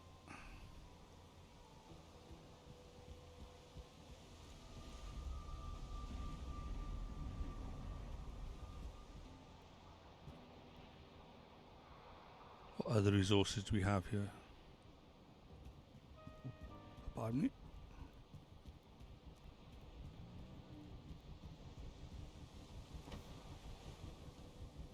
Let's grab some of this coal.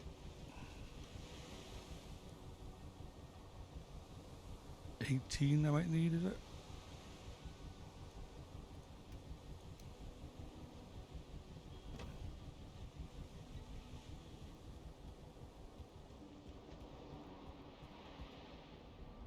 Look at him. Oh, he looks so cute. Poking his head over there.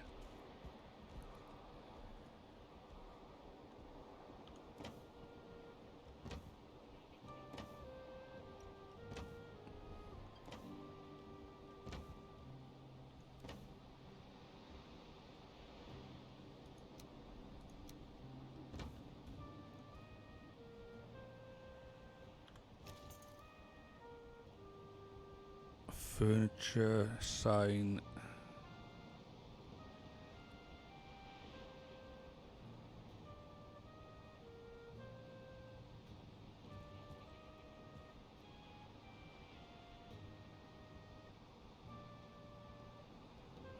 Forget it. Let's do this one out.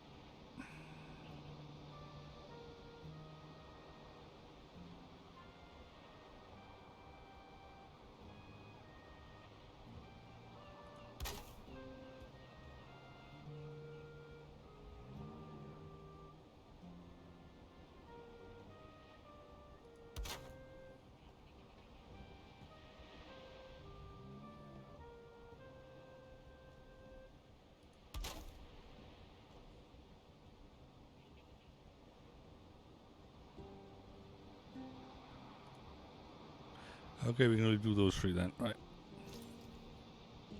So what's in this one? Metal. Right, okay.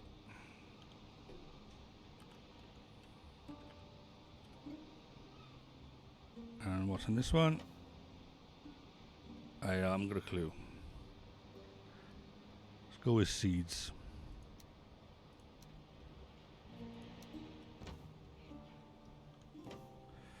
So, seeds. Oh, silly me.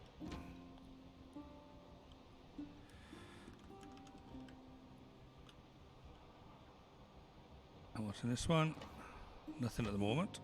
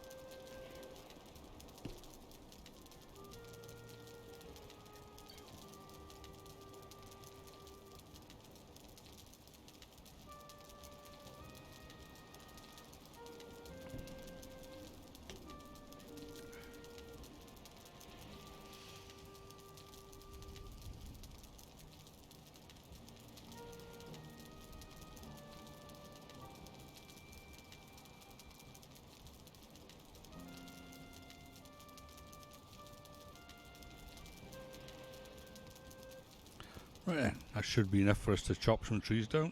But just in case, put that on.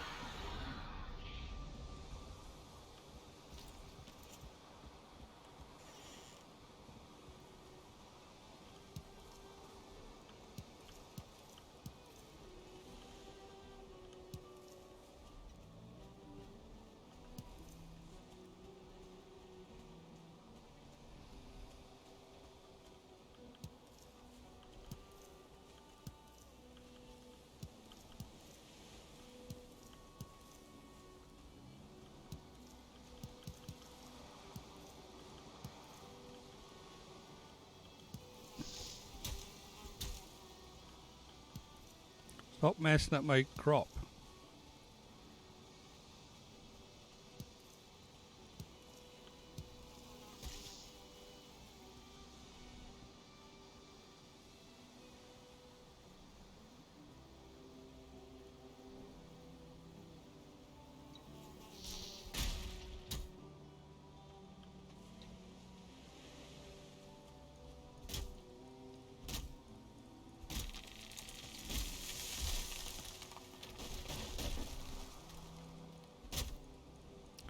Never can't tell which way these trees are going to fall. Apparently that way.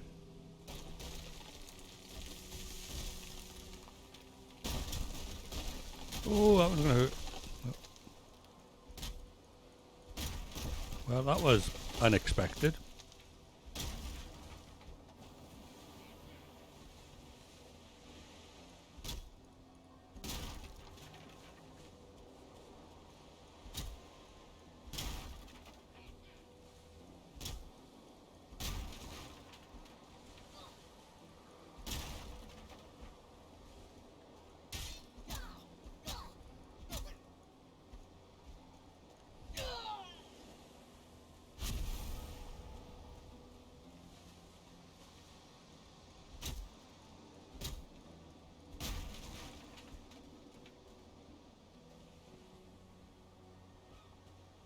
Well, I think we got enough wood.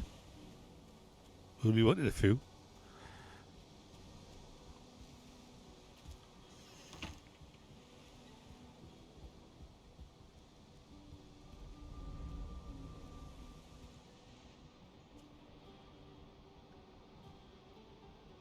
Right, so let's, silly as it sounds, make a little step ladder.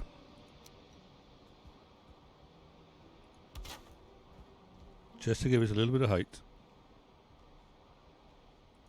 So we can then put these ones on here.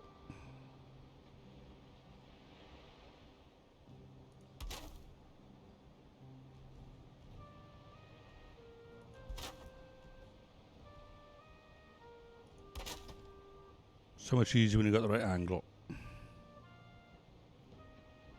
The old angle of the dangle.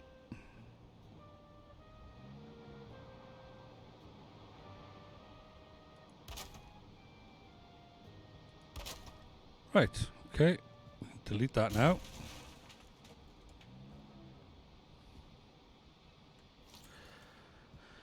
Right, so this one should be skins and bones. So let's just check. Yeah.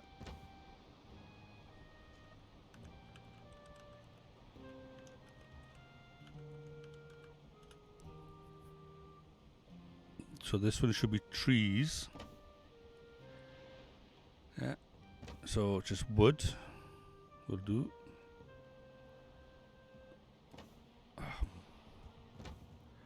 Stop it.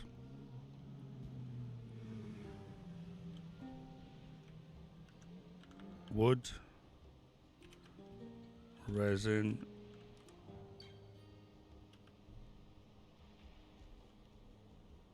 and other woods. Other woods.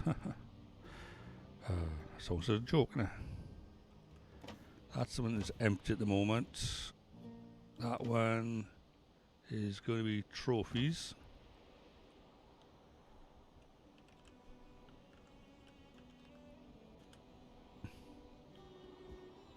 This one is treasure.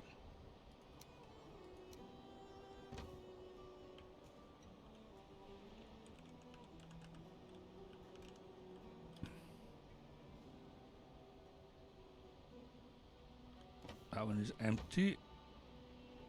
And this one is stone.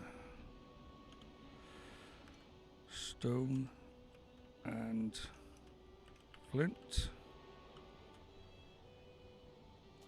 So we really do need 2 of them to be like food in it. So this one is cooked food.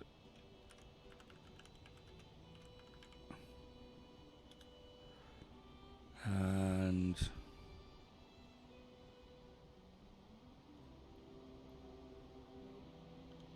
I don't know, fruits.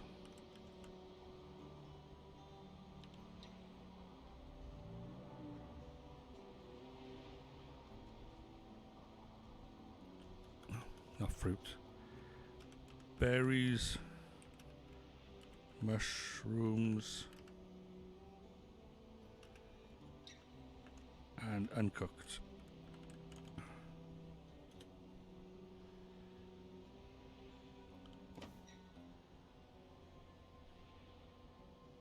Right, so with that in mind, we could put into that one, we could put that needle we got. Put that feathers. Down in seeds, we can put, I get that. More of that. In berries, we can put some of these.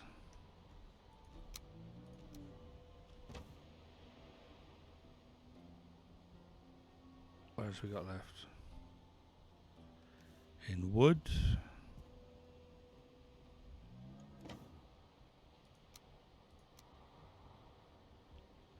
And that.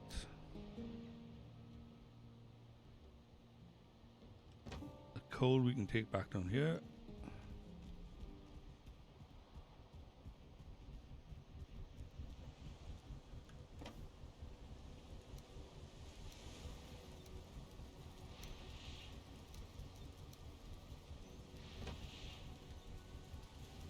So there we go. Right, so let's go back to our other base then.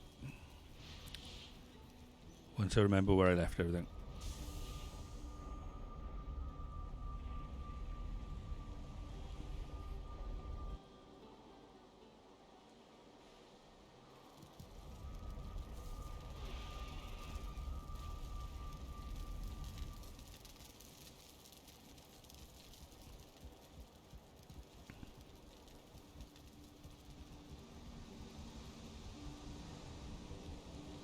And let's see if we can get this to work now then. But then they've already been made, those ones, haven't they? So let's just dump them with that.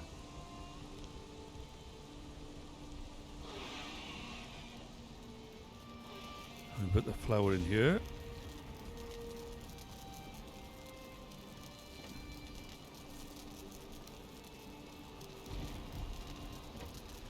And the raw meats, we can put that in there.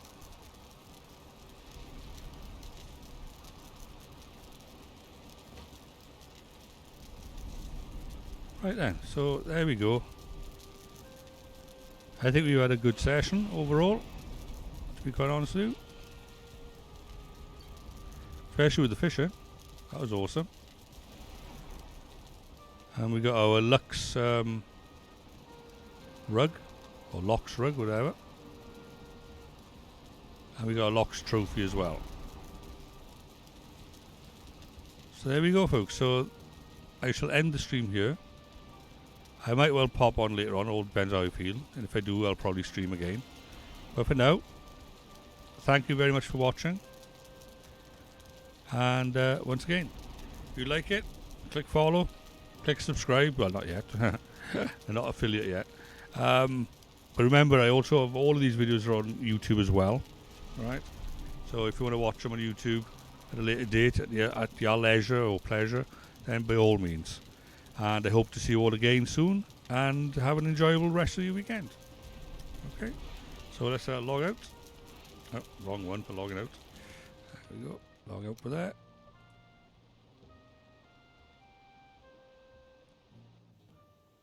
There we go. And I shall bid you all a farewell. So enjoy. And thanks for watching. Bye for now.